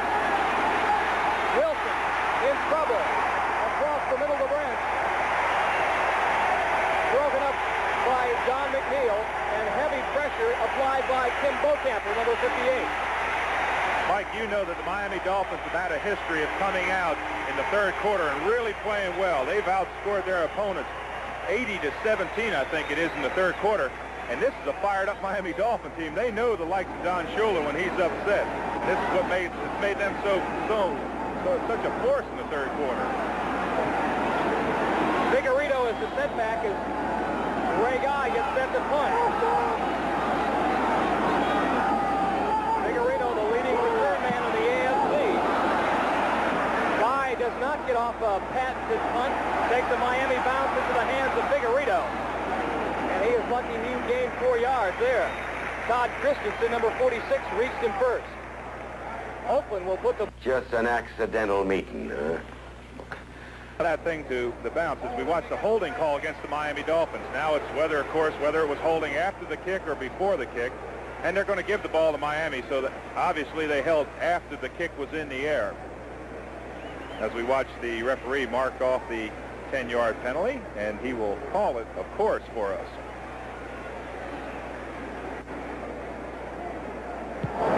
Holding number 43 during the kick. The penalty is enforced from the side of the dead ball. First down. Ricky Ray was just acquired by the Miami Dolphins. And nice going, Professor Rowe. Thank you, sir. I called that one just like I knew what was happening. Miami at their own 19. 13:44 remaining here in the third quarter. Dolphins trail 21-3. Woodley into the arms of Rod Martin, who has just registered his 7th sack of the season. This shows the versatility of the Oakland Raiders. Rod Martin, number 53, will be coming from the right side. He doesn't again get knocked off his feet. Woodley's got no one to throw to, and there, as you said, is his 7th sack. That's really important that a linebacker would have that many sacks this early in the season. One thing that the Raiders have done well this year is in the sack department. They came into the game with 37, which trailed only the New York Jets in that department in all of the National Football League. Miami now, second down and 19 at their own 10.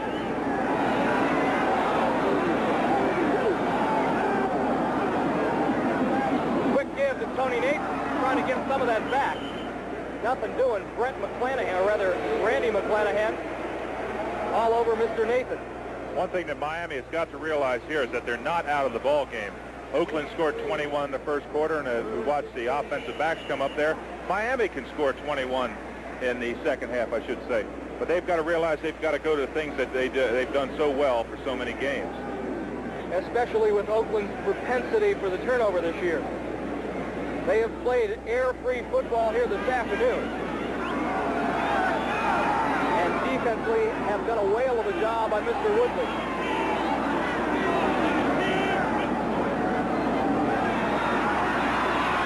Woodley looking for Buffalo. Overthrown.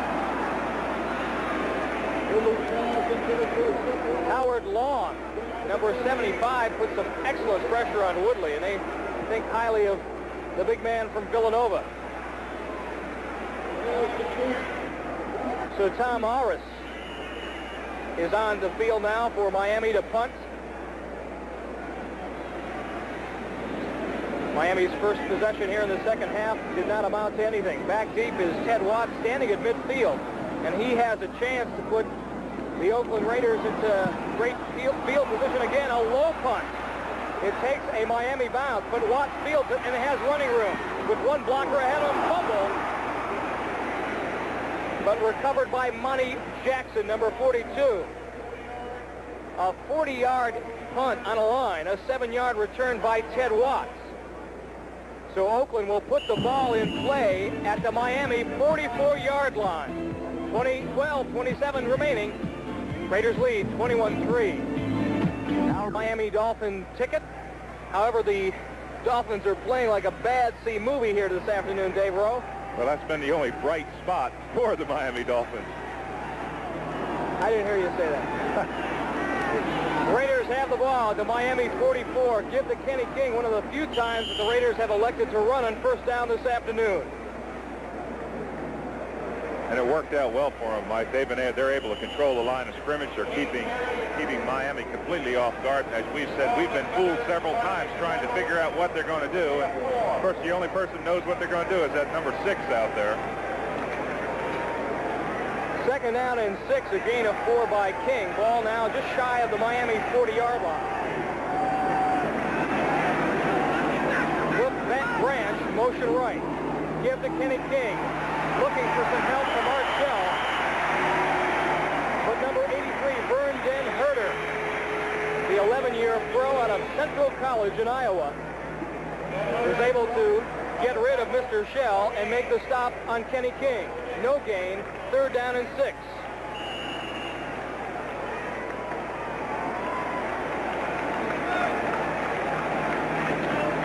Miami now has brought 5 defensive backs into the game. Don Bessler, number 46, and Fulton Walker have checked into the Dolphins secondary. Arthur Whittington now in the backfield replacing Kenny King. Wilson in trouble. And A.J. Dewey reached in first, but good support from Bob Baumhauer. That is Miami's first sack of the afternoon. It certainly is. We couldn't. Reached in first, but good support from Bob Baumhauer. That is Miami's first sack of the afternoon. It certainly is. It couldn't come at a better time for the Miami Dolphins because they've got to stop the powerful Oakland Raiders. They got great penetration that time. And for a person the size of Bob Baumhauer, you know, being 260 pounds, to get that mobility, that's really a plus for their nose man. Bob Chandler had a lot of problems that time getting off the line. We can see him right here. He's going to get jammed right there. That's a jam, a legal thing in the first 5 yards. He gets hit again. Now you can't touch him. And they didn't have to. Critical defensive stand for the Dolphins. Ray Guy forced to punt, angling it for the right sideline. However, it goes into the end zone touchback. So with 10:32 remaining after a 49-yard punt by Ray Guy, the Miami Dolphins will put the ball in play at their own 20. They trailed 21-3. Played for the Raiders through 60 through 66 and actually earned a Super Bowl ring as a backup to Lenny Dawson when the Chiefs won the Super Bowl #4 against the Minnesota Vikings in New Orleans.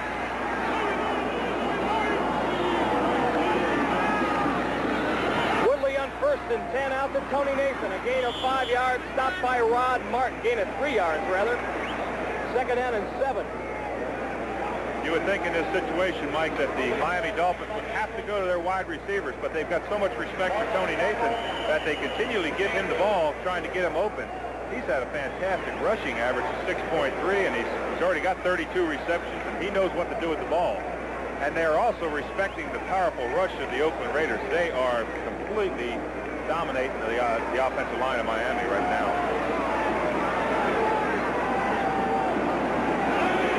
Second down, a little less than 8 yards to go for Miami at their own 22.5. Mix up in the backfield. Woodley will have to run. Ted Hendricks shedded the block of Andre Franklin and was able to force Woodley out of bounds. And so it'll be 3rd down and 6. In fairness again to the Miami Dolphins, this is a defensive lineman's dream. I played on teams where you didn't get that situation very often, but they've got an 18-point lead. They're able just to tee off and fly after. It's a defensive lineman's dream to get this situation where you're always passing the ball.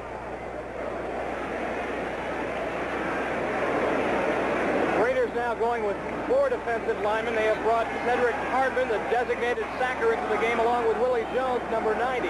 Hardman is 86. He's the right defensive end. 3rd and 6 at the 24. Woodley will throw. Heavy pressure. Jones had a hat in his face. Hendricks was blitzing, and so was Howie Long. As I just said, the pressure that's in there on that quarterback is just monumental. It's just too much. You can't stand in that pocket. He's going to have to go to something to get a rollout type of play to get out of that pocket. He's been successful with a rollout. I wouldn't be surprised to see him going on it. 2 possessions thus far in the second half have resulted in 2 punts. Orris back at his own goal line once again. Woodley has been sacked 3 times on the afternoon. Ted Watt standing at his own 47-yard line, moving up the midfield now. Low snap. Orris gets it off. Watt at his midfield, down the right sideline and out of bounds by Fulton Walker. But again, the Raiders will have the ball in excellent field position after a punt of 35 yards by Tom Orris. The Raiders will put the ball in play at the Miami 34. There is 9:06 remaining here in the 3rd quarter. The Dolphins trail the Raiders 21-3. Stay with us. Miami's backup quarterback has started to warm up on the sideline. We may see him replace David Woodley, but the Raiders have the ball at the moment at the Miami 34-yard line. Frank Hawkins, the rookie, number 27, paired with Kenny King. Wilson rolls to his right. He's got Malcolm Barnwell, number 80, a tremendous throw and catch. down to the 15 and out of bounds. Malcolm Barnwell has only caught 2 passes this season for 74 yards. That pass play covered 15. Well, just when I said that Woodley would go to a roll, Marc Wilson does. We can see the crossing pattern here. And there's Barnwell coming in. A good catch right there. Boy, what an average he's got from Virginia Union only in his first year. He has caught one 61-yard touchdown pass this season. I believe that came against the Minnesota Vikings in a big Raider win.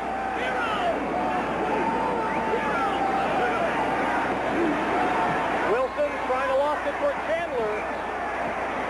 Gerald Small, number 28, or rather Don McNeil, number 28, right there in the coverage.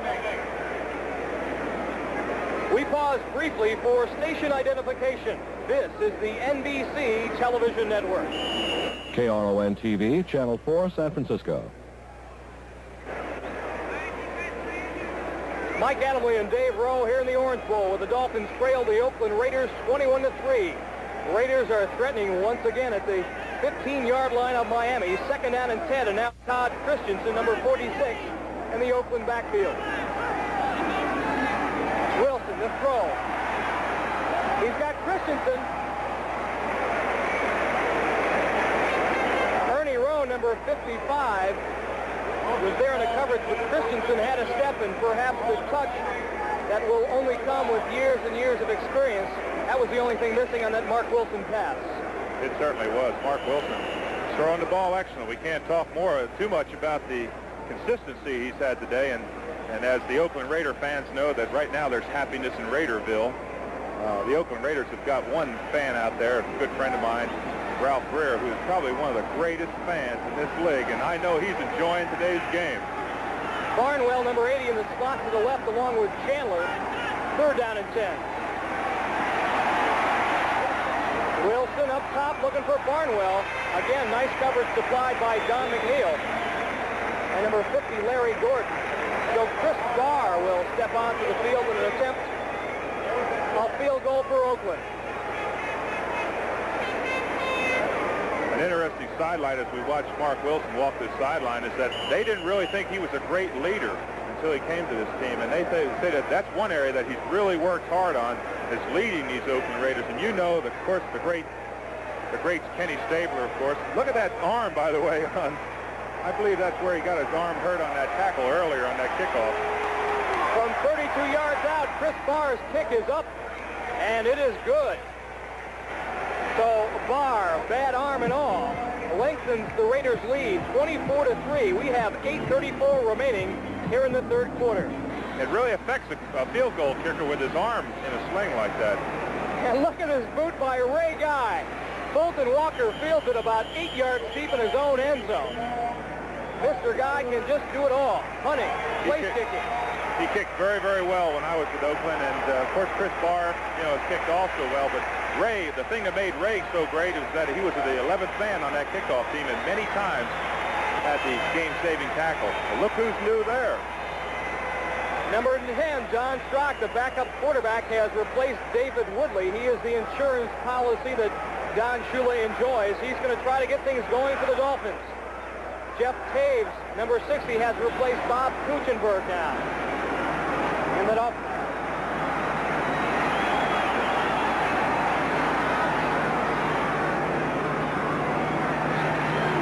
Strock on 1st and 10, screen pass.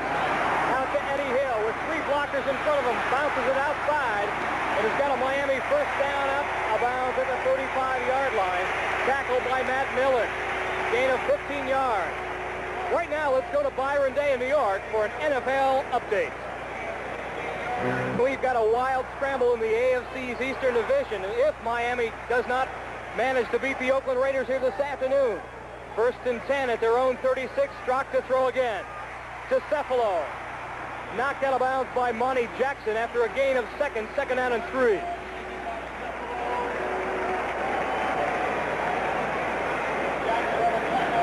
On top of the Atlanta Falcons. They're in an angry mood after getting upset by the Seattle Seahawks a week ago. 3 Terry Bradshaw touchdown passes. Denver leading Tampa Bay 14-7 in the 2nd half. And the Jets on top of New England, as Byron Day mentioned, 17-3.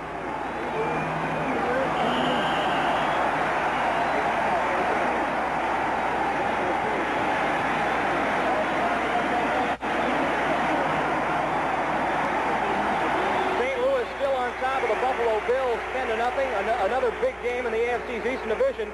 Philadelphia 24, Baltimore 6. The troubles continue. Los Angeles hanging tough against the Cincinnati Bengals despite their problems. And Minnesota on top of the New Orleans Saints 13-3 in the third quarter. Green Bay on top of the Bears 21-10. Starr looking for his third consecutive win. Miami with a 1st and 10 at their own 48-yard line. They trail by 21. Draw play. Eddie Hill's got a lot of running room. He could break it. He's got speed. Down to the 30-yard line. Dragged down from behind by number 23, Otis McKinney. Well, we mentioned several times. The play of Ted Hendricks. As we watch this block right here, it's just a simple look-in block. He kicks Ted Hendricks inside, and he's off to the races right here. We can see the later part of this play as we watch this run. Eddie Hill's got a long way to go right here, and he could have broken, as you said. But Strzok has made some great play calls. He's moved them 40 or 50 yards already, and they're back into it. Credit Eric Laxo and tight end Joe Rowe with great blocks. Hill just recently returned from the injured reserve list. Strzok goes for it all, intended for Sevelo, but he was in double coverage with Otis McKinney and number 42, Monty Jackson, trailing him like a shadow.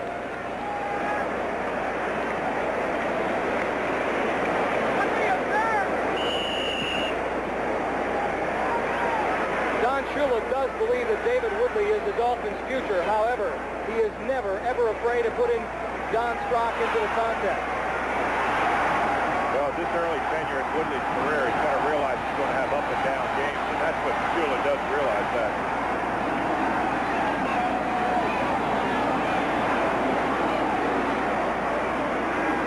Rock to Rowe. Touchdown saving tackle by number 44, Burgess Owens. It'll be 3rd down and 2 after 21 of Oakland. 5:53 remaining here in third quarter. Raiders lead the Dolphins 24-3.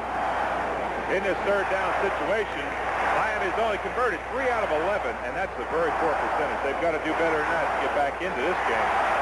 There's the statistics, 50% for the Raiders.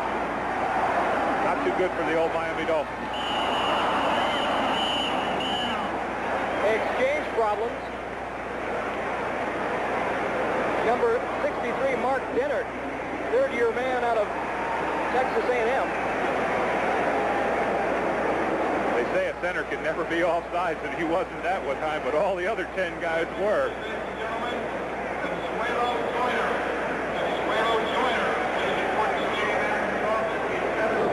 Illegal snap, number 63 offense. So instead of 3rd and 2, it'll be 3rd down and 7.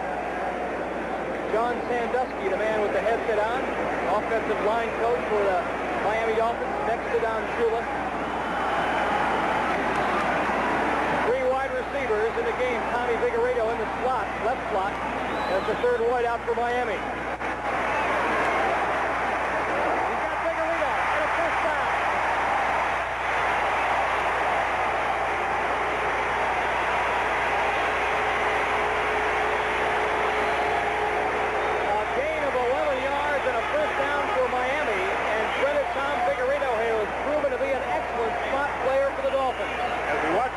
Here, Vigorito coming across this play right here.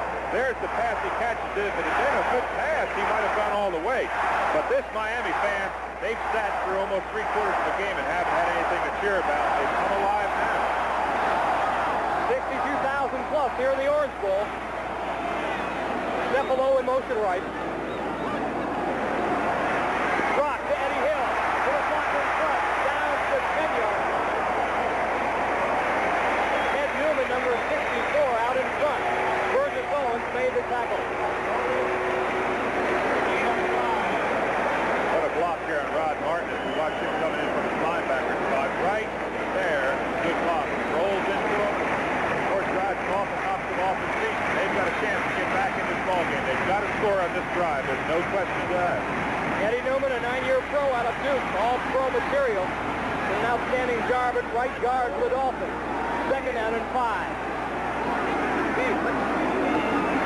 Brock going again. Intended for Jimmy Cephalo off his fingertips. Lester Hayes was right there, though. Had Cephalo caught that ball, I believe he would have been out of bounds. Right now, let's go to Byron Day in New York for an update. So a backup quarterback playing in Tampa Bay, and a backup quarterback trying to lead the Dolphins here. Don Strock at the controls after David Woodley failed to get things going in the first half in the initial 2 possessions of the second half. 3rd down and 5. Ball is resting at the Oakland 10.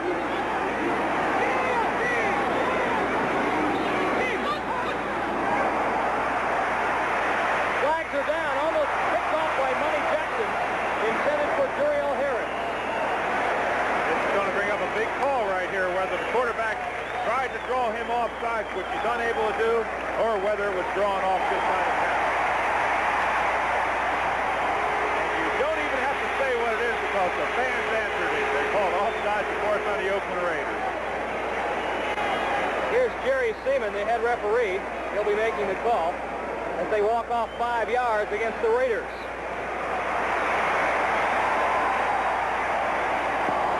Offside, number 75 defense. First down. The big rookie out of Villanova, Howie Long.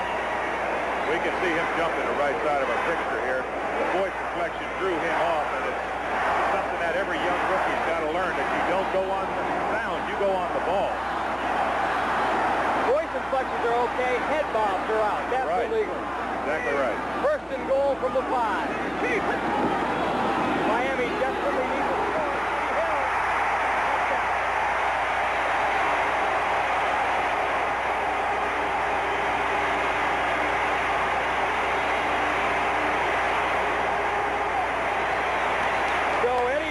Third-year pro out of Memphis State, behind the blocking of John Giesler, scores his touchdown for Miami. As we watch Hill, number 31, cut back into play, the interesting thing is that Don Strock has driven this team about 70 yards for a score, and Don Shula has not abandoned his game plan. That's the mark of a great football coach. He stayed with his game plan, and they feel that they have a chance to get back in this ball game. Uwe von Stammen with Strock holding, attempting the point. It is up. It is good. And so finally, the Dolphins have come back with a touchdown. It's 24-10 here in the 3rd quarter. And Dave Rowe here in the Orange Bowl, as you take a look at that Miami Dolphins scoring drive of 9 plays, 80 yards, 4:44, knocked off the clock.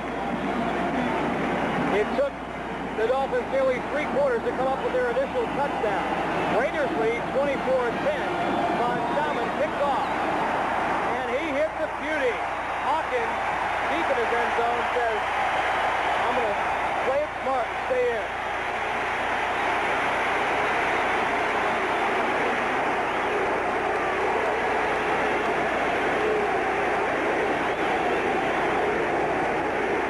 Eddie Hill, a 3rd-year man out of Memphis State. Nice little cutback here. Yes, he certainly did. He cut back against the flow. Kind of reminded me of Bucky Gunston. He used to run at, what was the name of that college our director ran at? Hey, I didn't even know he went to school. Tremendous job of blocking by John Giesler from Michigan. The Raiders now trying to pull the momentum back to their side.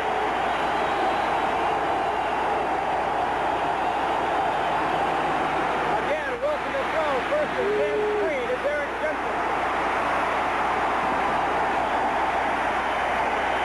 Dewey missed the tackle, but it slowed Jensen up enough to allow other Miami players to converge. Dewey was right there. He comes into the picture from your left side. He'll come in late into the picture. But Jensen kept his feet, but as you said, it allowed him to get, as we watch the play develop here, it's hard. There's Baumhauer coming across the field right there, trying to get back into play. So that's just a mass of bodies right there. Gain of 2, 2nd and 8 for Oakland at their own 22.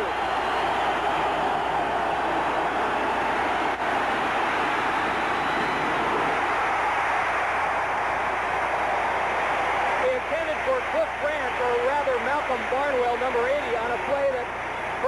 they could have called offense or defensive pass interference. It certainly looked that way as Lyle Blackwood looked like he hit him a little bit early, but of course that's the referee's decision. And one thing about these referees, you know, Mike, you played long enough, these referees are very, very efficient. I'd say they grade out 99% every week. Excellent job. I agree. Whittington is coming to the game, number 22, the speedster from SMU, replacing Kenny King. 5 defensive backs in the game for Miami.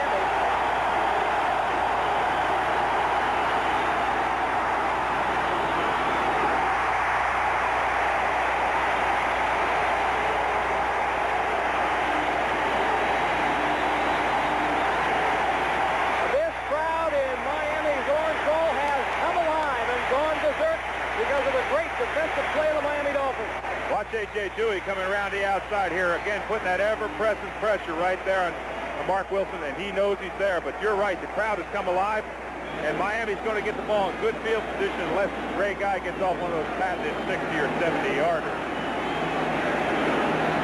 Figueredo now standing at his own 34-yard line in single safety formation.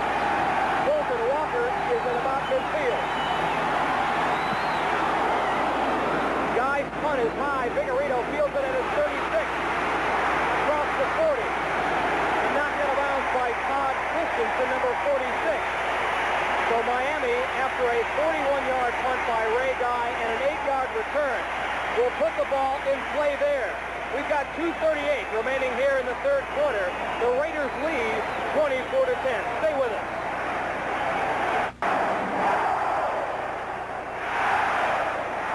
The crowd was dormant in the first half. They have had a fire lit underneath them by Don Strock, who has replaced David Woodley.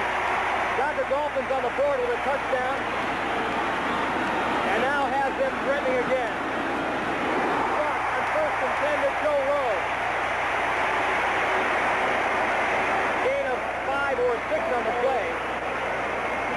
2nd down and 5. The thing that's been really big on these last 2 series is that Don Strock has come in and ignited this offense. The crowd's getting behind him. We've got a ball game on our hands. They're 2 touchdowns down, but they've got the whole 4th quarter, and they feel they can get in this game. And listen to these fans coming alive out here. New center in the game for Miami, Dwight Stevenson replacing Mark Denner.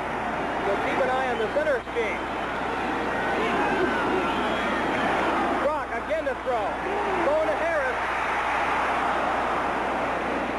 Was in one-on-one coverage with Monty Jackson, and Jackson is one of the fine cornerbacks in all of football. 7th-year man out of San Diego State. He was not to be fooled by Duriel Harris.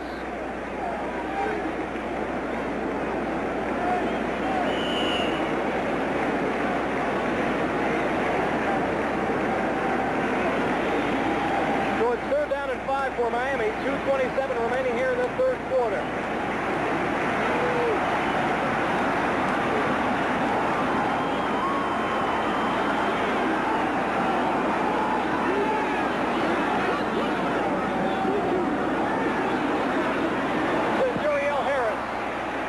Working one-on-one against Monty Jackson.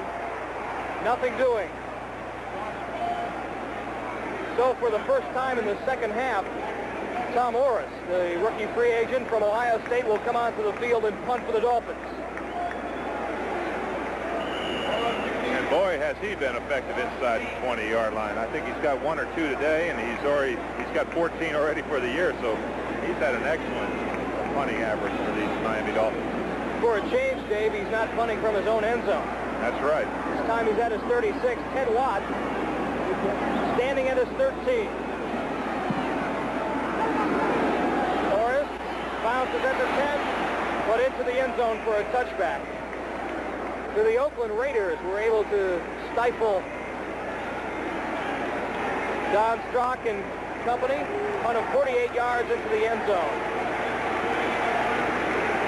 The Thanksgiving Day tradition of exciting and unpredictable NFL football action continues on NBC Sports November 26th. Start your Turkey Day at 12 noon Eastern Time with a special holiday edition of NFL 81 with host Brian Gumbel. Then the playoff-hungry Kansas City Chiefs will take on Billy Sims and the Detroit Lions. That's all Thanksgiving Day right here on NBC Sports.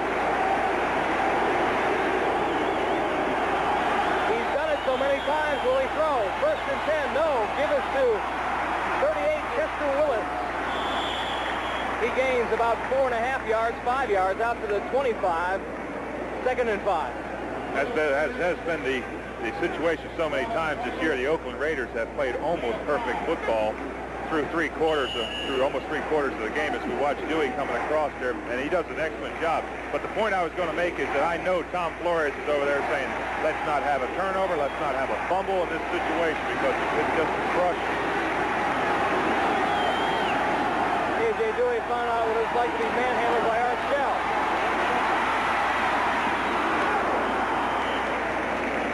Wilson's 2nd and 5 toss is caught by Derek Ramsey. Again, A.J. Dewey from his linebacker position to make the stop. So the Dolphins actually started this situation using a linebacker defensive end type with Bob Matheson. Of course, the famous 53 defense for so many years here. And they've kept right in the tradition with A.J. Dewey in the same role. And as I said, that really messes up your blocking assignments because he's standing up here and the guard's looking at him, and all of a sudden the guard starts a pass block on him and he's dropping off, so it's kind of tough. They can do the same thing with number 58, Kim Bocamper, as well, who's also an excellent football player. He is in the game right now playing right defensive end in place of Vernden Herter. Oakland has just picked up the first down with just under 1:20 remaining here in the 3rd quarter, and they have a 14-point lead over the Dolphins, 24-10.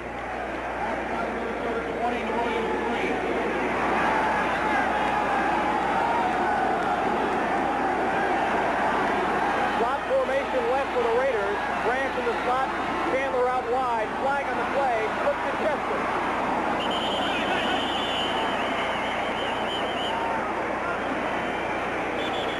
Baumhauer there to greet him. If I was to venture a guess, I'd say it was illegal motion because I think the motion man turned upfield a little bit early. You have to follow the line of scrimmage in a parallel manner, and indeed you are right. 2 out of 2. I'm really doing great today. Mark Wilson certainly has fooled me, but the referees have not.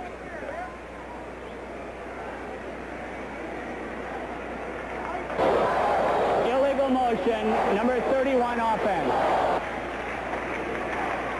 Derek Jensen started upfield a bit too soon, so it'll be 1st and 15 for the Raiders at their own 25.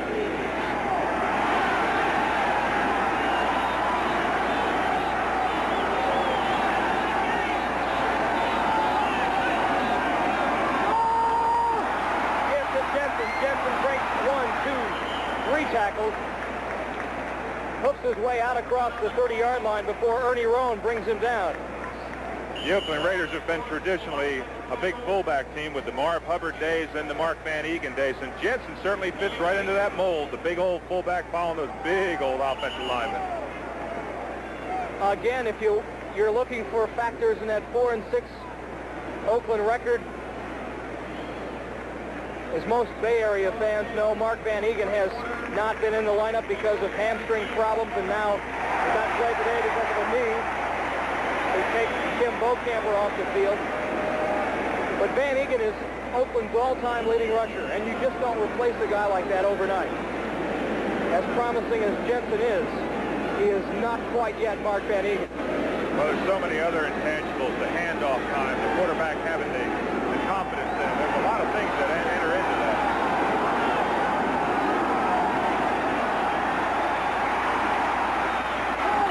Wilson in trouble, was looking for Jensen. Jensen was trying to break free from Ernie Rowe.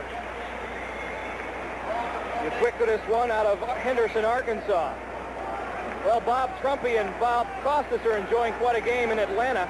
Pittsburgh Steelers taking it to the Atlanta Falcons 27-17 in the fourth quarter. Bartkowski has brought the Falcons back with a 30-yard touchdown pass to Alfred Jenkins.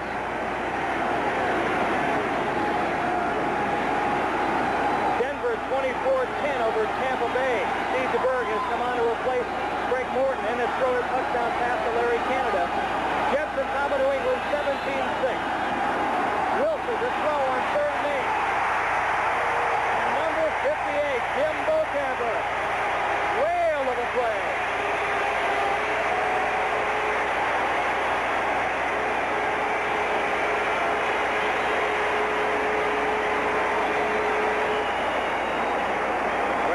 pressure on old Marc Wilson that time. We'll watch Beaucamper come from the top of your screen there, breaking through number 58. There's nowhere for him to go right there because there was Dewey in his face, number 77. So it's going to bring up another interesting field position here because they're going, as the quarter changes, we're in a ball game, Mike. Well, that's the end of the third quarter. It's Oakland 24, Miami 10. We'll be right back after these messages from your local station. Well, I'm sure you would hear a collective roar. The Jets on top of the New England Patriots 17-6. If Buffalo loses today to St. Louis and Miami loses, the Jets will be but a half game behind the Dolphins in the AFC's East Division. The Bills would be a full game out, and the Jets and the Dolphins play next week in Shea Stadium. Guys pick. Unbelievable, driving Vigorito back to his 18-yard line.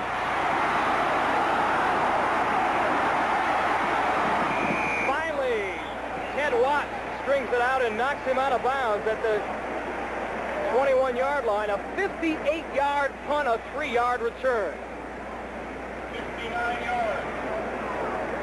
Again, probably critical when it comes to deciding who's the winner with tie-breaking procedures.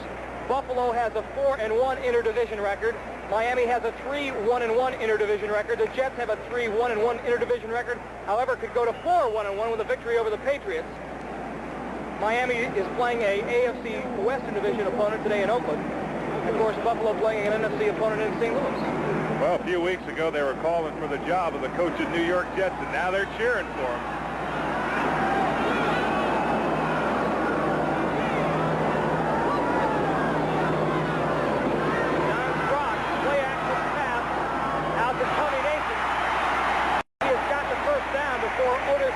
Drags him down from behind, a gain of 11 yards.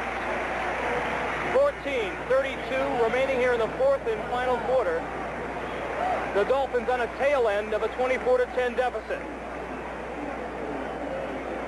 As I mentioned earlier in the telecast, the Dolphins have 5 remaining games. 3 of those are at home. Philadelphia is at home, New England's at home, and so is Buffalo. And over the last 10 years, David, they have quite a record here in the OB. Those are tough games, too. I don't care where you're playing. Rod Martin, number 53, his second sack of the day, beat guard Jeff Taves for a sack. Number 53, Rod Martin, coming from a stand-up linebacker position. He's already got 6 sacks. He's got 7 now. This is number 8. But he just keeps his leverage, just gets underneath there. There's no place for Woodley to go. Rod Martin's another reclaimed player by Al Davis. Well, despite the 4-6 record, there is nothing wrong with this Oakland defense. They have been playing very, very tough. Well, that's what everybody has said, you know, but of course, they lost the 2 games on the last play, and they certainly feel they could be 8-2. Nathan gets back to the initial line of scrimmage. Again, Rod Martin. He has been all over the field this afternoon, and Ted Hendricks chasing him down from behind. Rod Martin said an interesting thing. He said, I know how good Ted Hendricks is because everybody is running at my side. That's always true, and that's true in the secondary, too. We've seen him attack Monty Jackson, who, of course, is a great player, but a lot of that is in respect to Lester Hayes and the great season he had last year. I don't know of a player that plays better one-on-one defense than Lester Hayes. 3rd and 18 for Miami.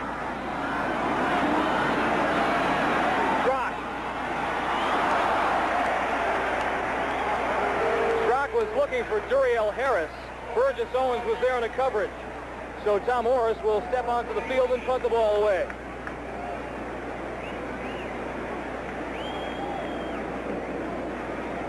So after igniting an initial fire under Miami's offense, Don Strock has come up short 2 times in a row. And Orris will be back at his own 10-yard line. Ted Watts, who can change the field position in a big hurry, back at his 40-yard line.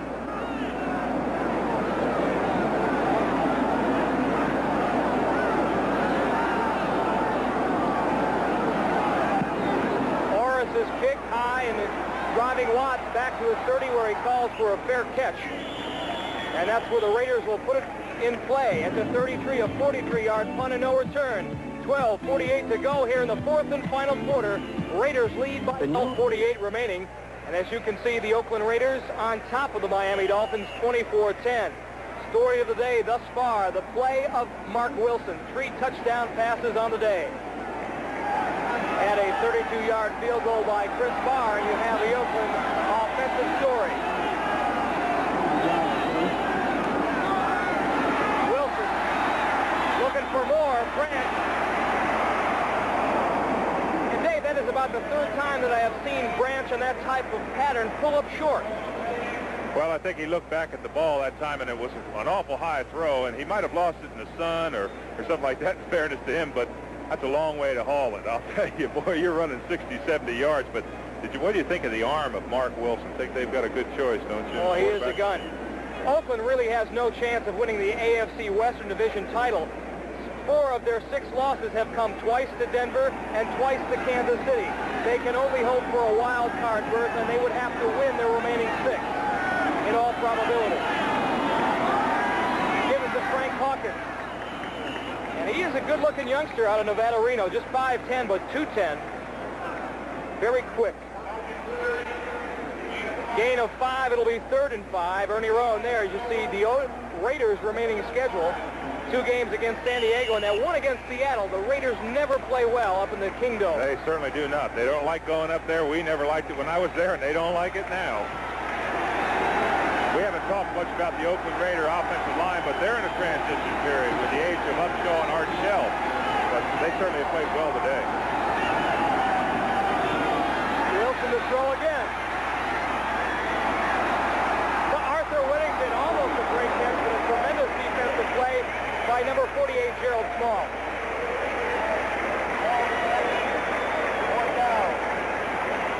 So Ray Guy will have to come on and punt. As I said, we haven't talked much. There's Henry Lawrence, number 70 right there. There's the ploy of a defensive and offensive lineman. Look at that contact in there. Betters does a good job, and Henry loses him late, but I'll tell you one thing. That's a real force in there. Wow. Aren't you supposed to keep your hand open? Well, the Oakland Raiders always are. They're allowed to keep their hands a little bit more closed than normal. Guy from his own 23. A wobbler and a fair catch called for by Figueredo at his 27. So the Dolphins are running out of chances. They trail the Raiders by 14, 24-10. 11:48 remaining here in the 4th and final quarter. Against the stingy Oakland defense, 11:48 and 14 points to make up is not a whole heck of a lot of time. It certainly is not, but they've got to get something going now if they want to get back. To Nathan. Again, Rod Martin, who all over the field, makes the tackle, along with Burgess Owens. You know, the NBC is contractually obligated to televise the Oakland Raiders game back to the Bay Area. Now, by contract, only one NBC NFL telecast can be aired in San Francisco. Now, because of the unusual circumstances, San Francisco doing so well, NBC Sports, we asked the NFL if a delayed broadcast could be aired of the Cleveland-San Francisco game. They agreed, the NFL did, and it will be on a tape delay basis starting at 11:30 in San Francisco, Sacramento, and Salinas, California. 2nd and 7 for the Dolphins. Give it to Eddie Hill. Willie Jones all over his body.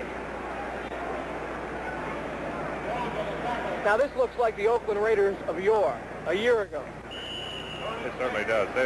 I'll tell you, I'm very impressed with the style of play. You know, a lot of teams, and it goes back to the pride of the Oakland Raiders. I know that's been, maybe that cliche has been used many, many times. But there are some great football players out there with great natural ability, but they've got a great amount of pride, and no one wants to be embarrassed. And I'll tell you, they're playing just like they're going for the Super Bowl again. 5 defensive backs and 4 defensive linemen.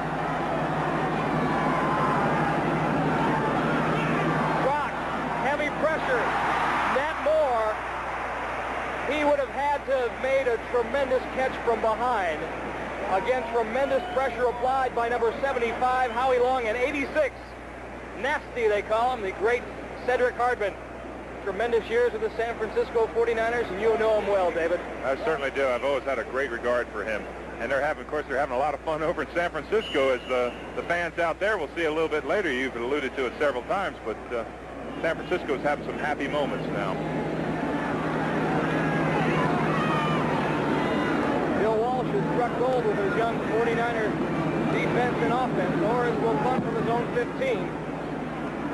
This is a low liner and takes a Oakland bounce as it bounds along the 35-yard line and finally down by Bruce Hardy. A 35-yard punt and a 0 return. 10:08 remaining here in the fourth quarter. The Raiders on top, 24-10. Ball and the Pittsburgh Steelers in an angry mood. In Atlanta, 34-17. Denver on top of Tampa Bay, 24-7. Jets in a big game, 17-6 over New England. St. Louis on top of Buffalo, 17-0 in the fourth. Philadelphia, 38. Baltimore, 13. Fourth quarter action also. Flags all over the field as Marc Wilson hands off to Frank Hawkins. Derek Ramsey appeared to be the man guilty of illegal procedure. You called that just before I was going to say that. I was going to be 3 for 3. I was going to say that Derek Ramsey took off sides, but I'm leaving you all the tough one, like the integrity call. Cincinnati, wow, are they something? 24-3 over the Rams in the fourth. Minnesota on top of New Orleans, 20-3. Same old story in the NFC's Central Division. Green Bay on top of Chicago, but only by 4 in the fourth quarter. Bears coming back. Kansas City in a critical game for the Chiefs and the Oilers, 10-3 at halftime. Well, Tom Flores has not had much to smile about this season, but he has to be extremely pleased by the way his Raiders, and in particular Marc Wilson, number 6, have played this afternoon. 3rd and 15. Intended for Ramsey and overthrown, so Ray Guy, whose foot is getting quite a workout, will warm up on the sidelines. It is now 3rd and 15. Well, Miami's just really waiting right now for a break. They need some type of a break. Of course, we've mentioned several times that Oakland has played errorless football today, and when you're averaging over 3 turnovers a game, you're bound to have one, and that's what Miami is playing for right now. They're waiting for the big turnover to turn the game around and get a chance to get back into it, but Oakland continues to play excellent football. Wilson on the day, 14 for 33, 164 yards, but 3 touchdown passes and no interceptions. Whittington. He has got water bug quickness, but Doug Betters doesn't allow him much room to roam. Brzezinski was there as well. Final score, the Denver Broncos now up their record to 8-3 in the AFC's Western Division. They're 24-7 winners over the Tampa Bay Buccaneers.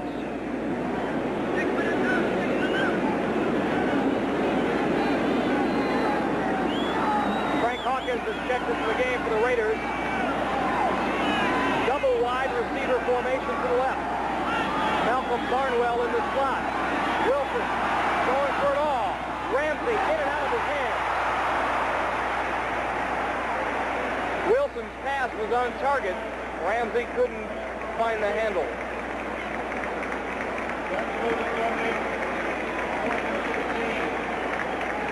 I'm going to make you a wager right now. I know we don't wager, but I'm going to say that Ray Guy gets off a 50-yard or better punt.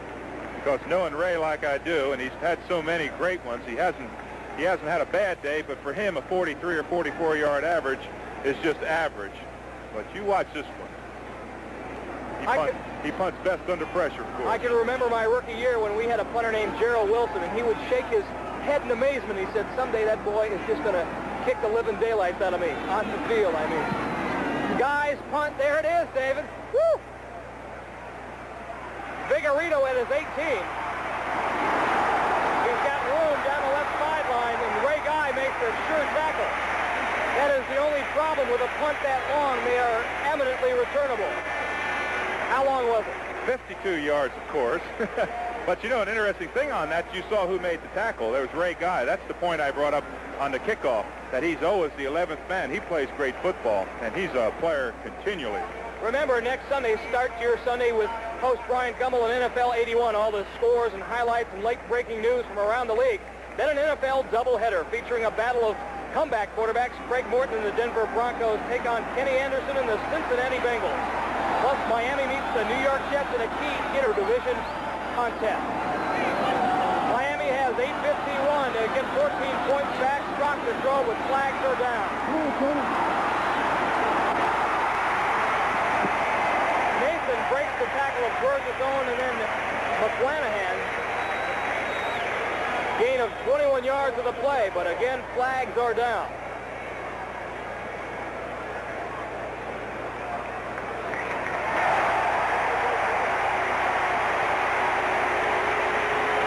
Mike, as one-sided as this game has seemed in favor of the Oakland Raiders, you know the left tackle on the defense. Penalty declined. First down. That's what I was going to say. As we watch him jump here, and we, of course, watch Strock complete the pass. With a Shula-coached football team, you're never out of it. He has great confidence in these players. Look at this break right here by Nathan. That's why they want to get him the ball, because he can do so much with it. Dolphins have the ball at the Raiders 33. 8:51 remaining here. Fourth and final quarter. Dolphins trail by 14. Harris wide to the right. Stefano wide to the left. Give it to Nathan. Dave Brannick slides into the ground at the 31. Gain of 2. Second down and 8. It's an interesting thing that they're running the ball with only 8.5 minutes, but you never know when a play like that, when a team is really geared to rush the passer, you can break that little delay play, that little draw. You can break it for 20, 30 yards, and you're into the secondary. As soon as you break through the line, boom, you're into the secondary, and you've got a 20 or 30-yard run, which is just as good as a pass in this situation. And they've had some success with Eddie Hill doing that earlier. He now joins Nathan in the backfield. Brock, Harris, in and out of his arm. Monty Jackson on the coverage. That would have been a tremendous catch by Duriel Harris, because he was also looking into the face of a Miami Sun. He certainly was. As we get late in the game here, watch Duriel Harris on this little simple out pattern. He looks Jackson inside, and there's his cut to the outside. It was a well-thrown ball, but as you said, he's looking back into his son. Look how close the game of football is. He has been the Dolphins' bread and butter receiver so far this season, and without question, Strock will have to look for him as the game winds down to its final moments. Pirates formation, 5 defensive backs for the Raiders. Wayne O'Steen in the game. Strock again to throw, heavy pressure, but gets it off to that Moore, and Moore has a Miami first down at the Oakland 18.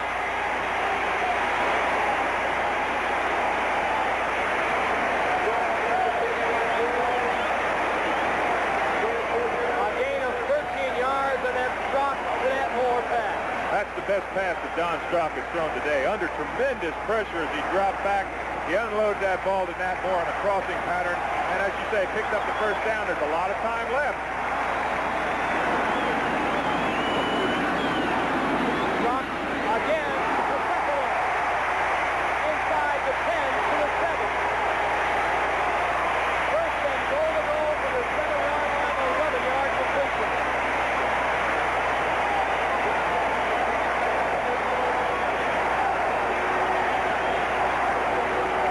Pretty good statistics for a backup player, and he just wants a chance to play. He could play for a lot of teams, but he has to back up here and back up Duriel Harris and Nat Moore, but that's almost an undefensible pattern, that quick slant pattern in.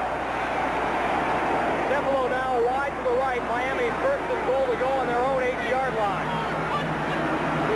The blitz is on. Here comes Rod Martin. Here's the pass to Stefano, and broken up against by Lester Hayes. Well, I'll tell you, Lester Hayes has had probably one of the best years you could possibly have as a defensive back, and that was the exact same pattern, and you saw the results. As I said, Lester Hayes, number 37, is probably one of the best one-on-one play coverage men there is. You can see him coming into your scene right there. Look at that. You just couldn't cover it better. So now it's second and goal from the 8. There it is again. Look at the play by Lester Hayes. And that's one-on-one coverage with no cushion. Look at him right there as he drops back off another angle. Strock in big trouble. Otis McKinney. Strock fumbles the ball.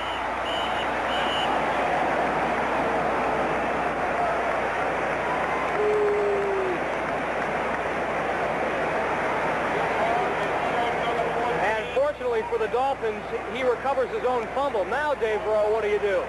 6:20 remaining in the game. Dolphins looking at a 3rd and 14 situation. If they do not pick up the touchdown here. You go for it or you kick a field goal? I've got to go for it. 2 touchdowns down. I've got to go for it. And I think Don Shula realizes that. He's got to score touchdowns. He doesn't need field goals right now. Only the second head coach in the history of the Dolphins.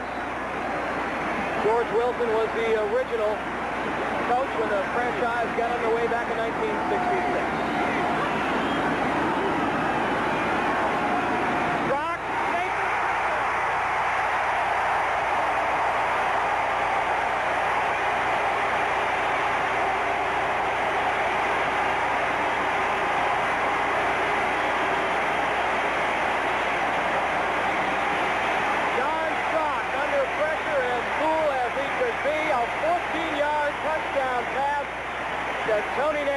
And look who he goes back to the back. Tony Nathan, number 22, in a crossing pattern against the number 1 draft choice. And he knew what to do when he got it there. You can see the reception that Tony Nathan has. He's had 32 coming into this game, and he knows what to do with the ball when he gets there. Uwe von Schaumann can narrow the gap to just 7 points if he can convert here. This looms as an awfully big extra point. It is up. It is good. 5 minutes and 48 seconds remaining here in the Orange Bowl. The crowd electrified.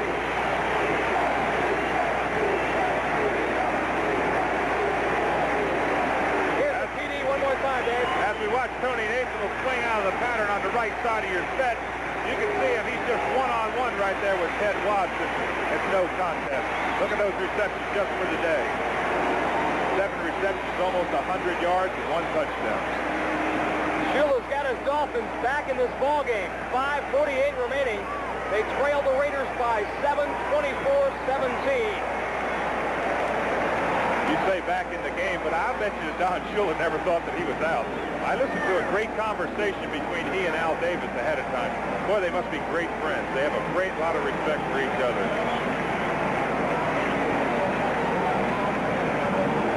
Arthur Whittington and Chester Willis, number 38, are back deep for Oakland. Tom Flores giving some instructions to Marc Wilson. He'll try to get the Raiders some more insurance points when he takes the field after this kickoff.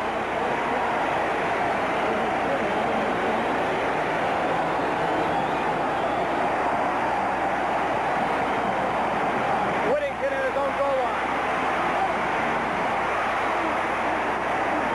Across the 20 out to the 24.5-yard line, Eric Laxell and Ken Poole. Number 78 was the man to hit him first. This is another great learning experience for Marc Wilson, and as you said, as we watch, there's a flag on the play, which could be very interesting. And it's going to be a holding against the Oakland Raiders. But Tom Flores in this situation is trying to calm his young quarterback down, trying to tell him, don't try to do anything that would cause a turnover. Play our normal game, exactly what we're doing best. We're running the ball well. Those are the things that we're doing best in this situation. We watch him continue to talk right now. Above the waist, during the return, number 90 on the receiving team. First down. Illegal block above the waist. We have seen that so many times across the National Football League this season. Puts the Raiders even deeper into their own territory, their own 14.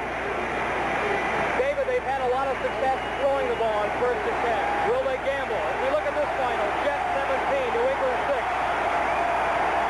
Listen to this crowd.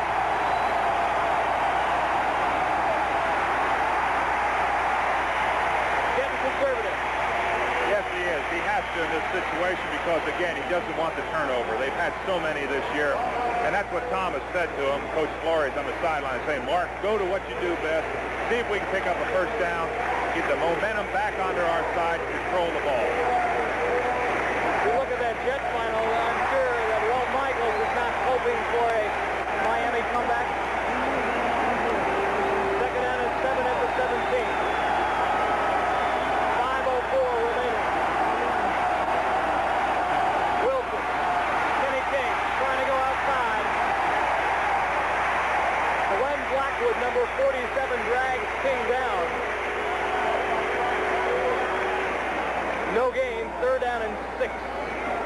As we watch the clock tip down in the upper picture there, as this Miami Dolphin defense is going into the huddle, they're saying, everybody give it all for one big play here. So they want to stop them, and they'll get the ball back in excellent field position.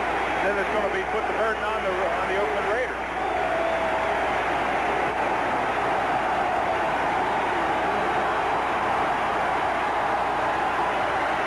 Wilson to throw to Chandler.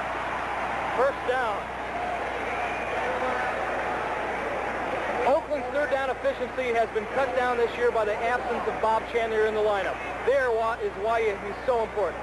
You said it in the pregame talk, in our pregame talk, and that's the evidence right there. They're able to go to Bob Chandler. That's the factor that he plays in this game. And it has momentarily silenced this partisan Miami crowd. Chandler, 11 years in the league. Played his collegiate ball, I'm sure you know it, the University of Southern California. Give it to Whittington. Whittington gets a rather Frank Hawkins. It is Whittington, yes, 22. Gain of 6, 4. We pause briefly for station identification. This is the NBC television network. This is Channel 4, KRON-TV, San Francisco.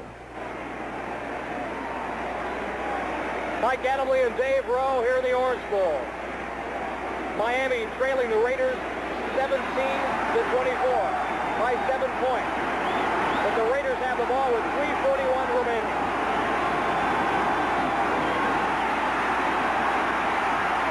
Wilson looking for Chandler again. And next was defensive play provided by number 28, Don McNeil. It certainly was, but I really like the confidence of Marc Wilson out there throwing. I think he's really developed well. If you watch Chandler come off the line here, he's against McNeil, and McNeil knows he's got his hands filled right there. Look at all those moves he's making right there. Only a second year, McNeil is, and that's an excellent play. Toughest position in pro football, the cornerback, always under the microscope. You never have a second chance. If you make a mistake there, it's 7 points. Third down and 7, critical. Possession down to the Raiders. Wilson. Oh, he's got Raymond Chester. What a catch Raymond Chester made on that play. And hasn't he had a great career? All these Raiders and Dolphins have had great careers. That's why they've been so successful over so many years. Chester had been replaced in the starting lineup by Derek Ramsey, but watch this catch here. Just stretched out. You'll see it right there. It's a perfectly thrown pass. There's the defensive person coming in, and look at that catch by Raymond Chester. 12 years. A lot of them spent with Oakland, back to Baltimore, and now back to Oakland. So now the Raiders still have the ball, and only 3:25 remaining. First and 10 at the Miami 42.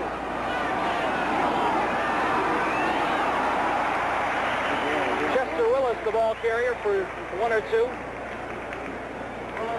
I think he got none.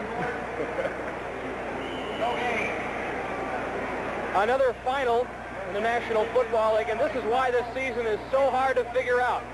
The Buffalo Bills shut out by the St. Louis Cardinals 24-0. And you would figure after losing to the Dallas Cowboys last Monday night that Chuck Knox's gang would come out with fire in their eyes.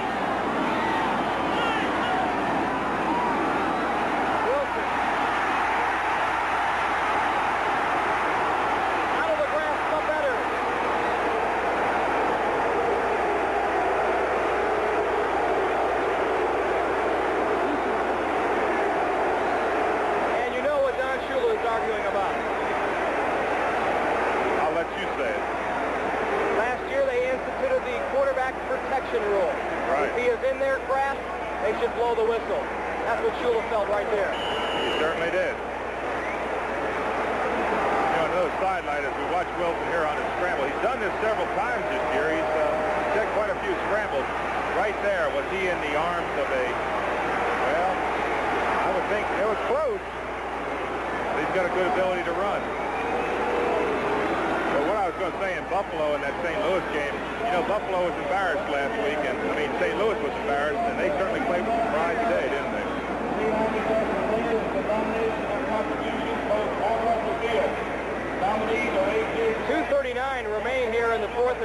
quarter. Raiders on top 24-17. Wilson, well, he's had quite an afternoon. 3 touchdown passes.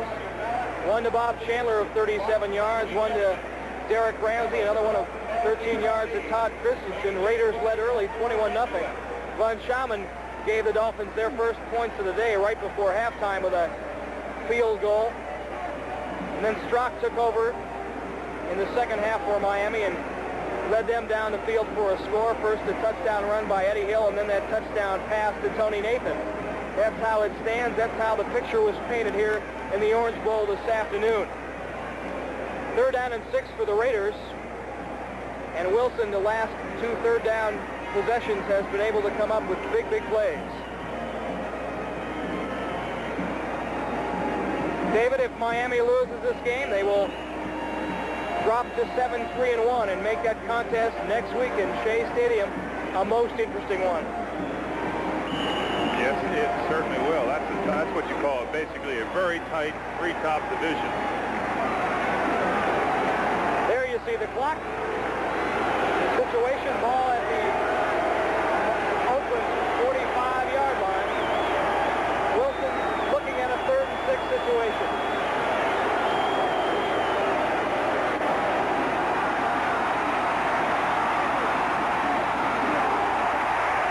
Almost picked off by Gerald Small. Mark Wilson was going for Arthur Whittington. Gerald Small almost made the play of the game. He certainly did. Had he been able to bring that one in, he was down the sideline with no one touching him, and that could have been the critical mistake that has killed Oakland the last few weeks, but it didn't hurt him today. Gerald Small comes up with a big, big play. Mark Wilson walks to the sidelines with these statistics. 16 for 38, 180 yards. He is hoping he does not have to take the field again today. Guy will punt from his own 30. Vigorito is standing at his 11. Fulton Walker is at his 20.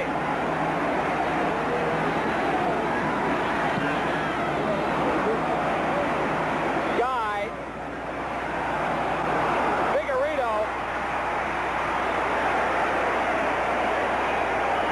Vigorito had to make a decision. There's a flag on the play. He fielded the ball at his own 3 and got it out to the 9.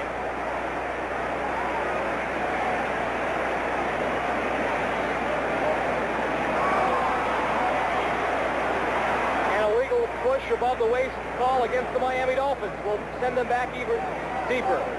Had Vigorito not caught that ball, I believe it would have gone out on the 1 or 2 yard line. So he made a decision at the last minute to catch it. I mean, to pick it up on the bounce, but he almost had to do it. And that's, again, the valuableness of Ray Guy. And I know his wife, Beverly, watching in Oakland, was excited about that. Number 70, post-possession foul. The penalty will be assessed from the point where the ball was caught. Another final score, the Pittsburgh Steelers stay alive in the AFC Central Division. Final, Steelers 34, Atlanta 20.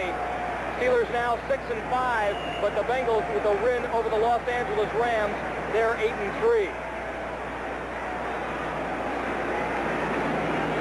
Houston Oilers are losing to the Kansas City Chiefs at the moment. Of course, you know the Cleveland Browns game later this afternoon. Dolphins starting from their own 2. Brock has got it wrong. Penalty in the end zone is an automatic safety. That could prove the end of the Miami Dolphins today. Johnny Robinson, number 68, the man in Strock's face. Strock grounded the ball intentionally. The referee signaled it, and there's the signal for the safety. So the Raiders just about wrap things up with that critical mistake here. Strock was trying to do a slip screen here, I believe. He was going to go out to his back right there. You see the motion, see where he's turning back to his left. It wasn't open, and he had no choice. He steps out of the end zone right there, and that would have been the safety also, but kind of a lineman's dream to get that safety. But let's go back to the punt of Ray Guy, 52 yards. There was a safety on the play. The quarterback ran out over the end zone. There was no infraction on the play. The quarterback ran out for 2 points.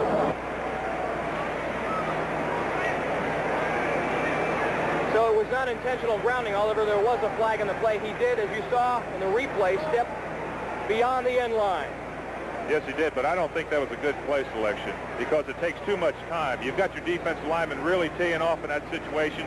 It's one of those plays that looks great if it works, but a lot of times it's not going to work, and I don't agree with that play selection at all. And there were still 2 minutes and 16 seconds on the clock. So now the Dolphins trail 26-17. They are down by 9. They will need a touchdown and a field goal. I saw Don Shula last year do an interesting thing in this situation. He had an onside kick from the punt position on a safety. I don't know if he'll try that right now, but it was a heck of a play. Morris trying an onside punt. Knocks it out of bounds at his 39-yard line. Well, that's what I would said that he did last year. It's an interesting play, but it didn't fool Oakland. Oakland had lined up in their onside kick defense. And a 5-yard penalty will be assessed to the Dolphins. It is just like a kickoff. Final here, Philadelphia Eagles 38, Baltimore 13. 10 consecutive losses for the Baltimore Colts. Final, Green Bay wins their 3rd consecutive game, 21-17 over the Chicago Bears. They are the mystery team of the NFL. They can beat the San Diego Chargers and the Kansas City Chiefs, and then they come up short against teams that their talent is more compatible with. Let's see if he kicks another onside kick. He does. Raymond Chester fields the ball at his 30-yard line.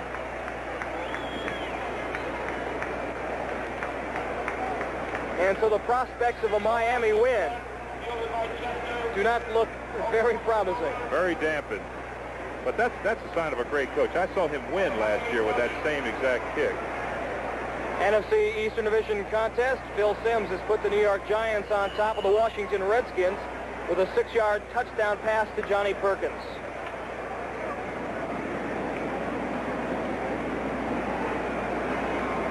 If you were Tom Flores now, what would you do, Mike? Would you go for the touchdown, or would you just play conservatively? Oh, they're up by 9. I think, if anything, they'll run the ball 3 times and let Chris Barr attempt a field goal. That would put it out of range. I believe you're exactly right.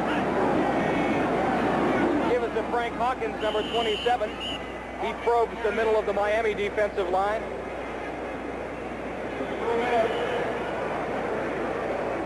The 2-minute warning has been given to both benches, and now here comes another one of those fantastic finishes.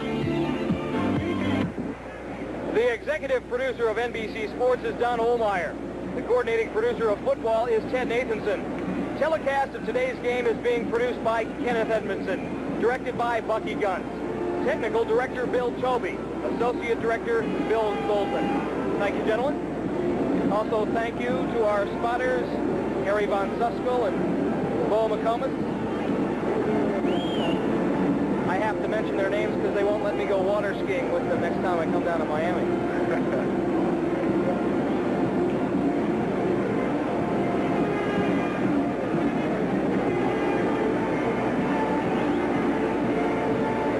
Well, David, the Raiders, by their own admission, have to face facts and realize they have to win every single game from here on out. They'll finish at 10-6 if they can do that, and then pray for a wild card berth.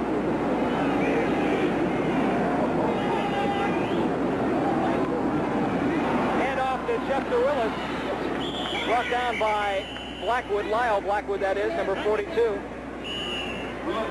Meanwhile, the Dolphins watched their record drop to 7-3-1, and now the Jets trail by only a half game. And, of course, next week, right here on NBC Sports, a big contest to determine supremacy in the AFC's Eastern Division as the Jets and Dolphins tangle and shade.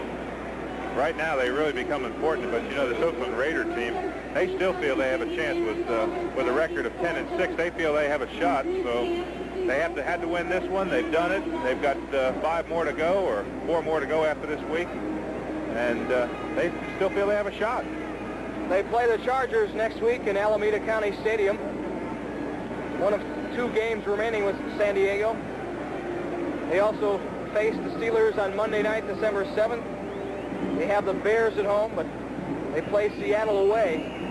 Seahawks are dangerous up there, especially for the Raiders, who for some reason over the years have not played well on artificial surfaces.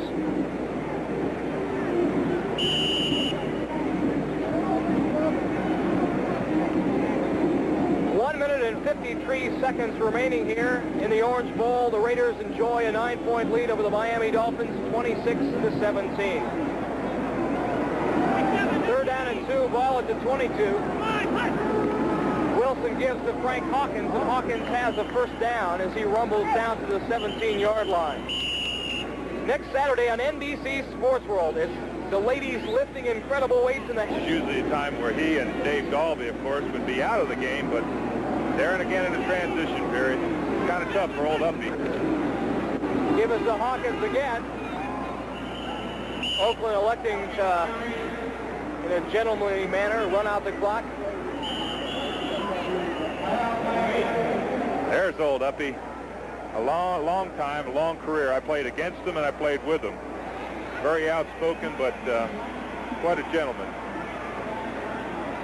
There's Dave Dalby, famous number double D there, number 50. Boy, I'll tell you, I played against him and I thought he was one of the best. Remember, stay tuned immediately following this.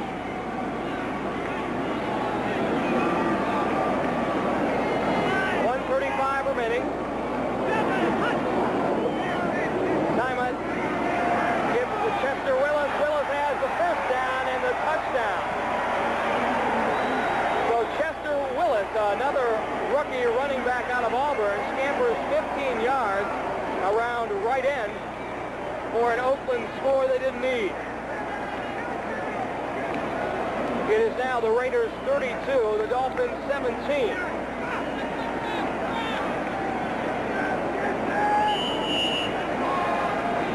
Ted Hendricks said it best, Dave, when he said, you know, there's no great teams in the NFL, and by no means are we dead this year. Well, this is what the draft has done over the years. Of course, this was what it was instituted to do. Rather than let all the teams with the money or so-called money, you know, get all the quality players to watch this kick. But it really has given parity amongst the entire NFL. Any team can beat. There's the old cliche, it's been used 100 times, that on any day one team can beat another one, but it's so true this year. And that's why I say it's been perhaps the most interesting year for me in the last 15 that I've been involved in this game. Number 38, Chester Willis. Wasn't Lyle Blackwood, number 42, in a tough position here. He tries to cut it back in, and of course Willis takes it around the end. In that situation there, they were just thinking that Oakland would run up the middle, and they completely surprised them. Well, the Raiders made a stretch run last year. Jim Plunkett's Cinderella story unveiled itself.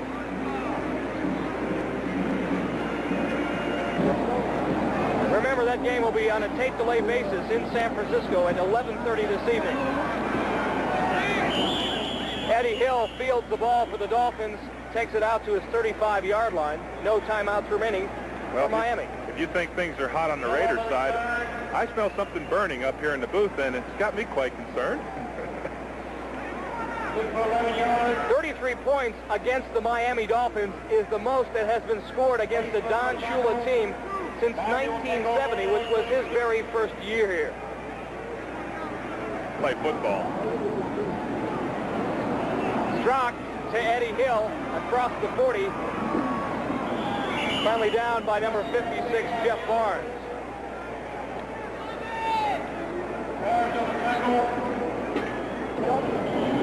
They have no timeouts remaining. Willie Jones is offside for the Raiders. Strock throws it across the middle to Tom Figueredo.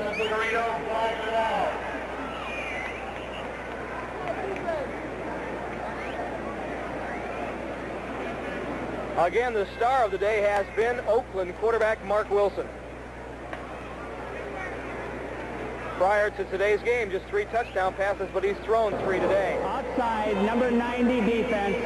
Penalty declined. Kansas City on top of the Houston Oilers, 17-10. Kenny Stabler has come back to throw a 50-yard touchdown pass to Ken Burrow, the Snake Man. I rode his arm quite a few years, and I know the Oakland fans loved watching the old Alabama Rattler.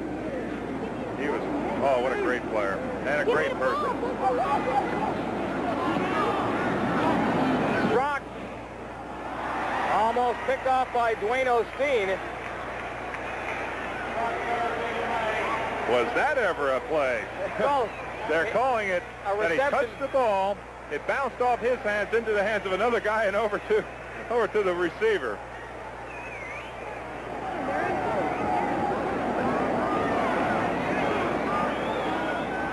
Strock out to Vigorito, and Vigorito stops the clock with 24 seconds remaining.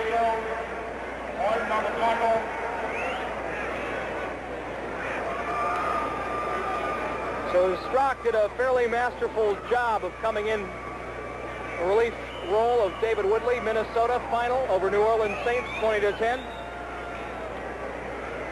Remember, Brian Gumble will give you all the scores. NFL 81 after the game. Minnesota can't run the ball, but boy, with Tommy Kramer, can they ever throw it?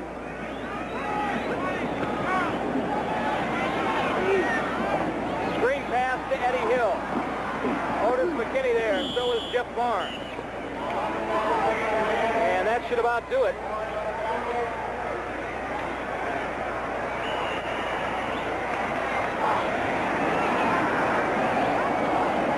Strock gets off one more play. Elmer Bailey out of bounds, flag on the play. This is going to be where a defensive penalty is going to allow the offense to have another play. And I wouldn't doubt that you're going to see a pass to the end zone, knowing my great expertise as I have it. Defense is offside. The quarter will be extended for one play after a 5-yard penalty. That's like rubbing salt into the wound a little bit. Watch number 90 come into your picture. He's just trying to jump over top, and he does not get there. That's Willie Jones.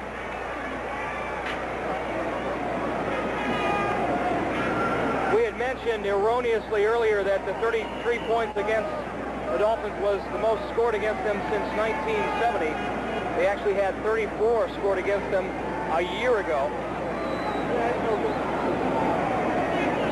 That Buffalo game, I believe it was.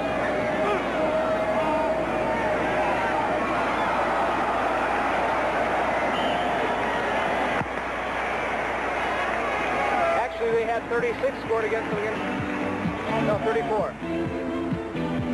So that's the final score. The Raiders 33, the Dolphins 17 here in the Orange Bowl. We'll be back with some final comments after these messages.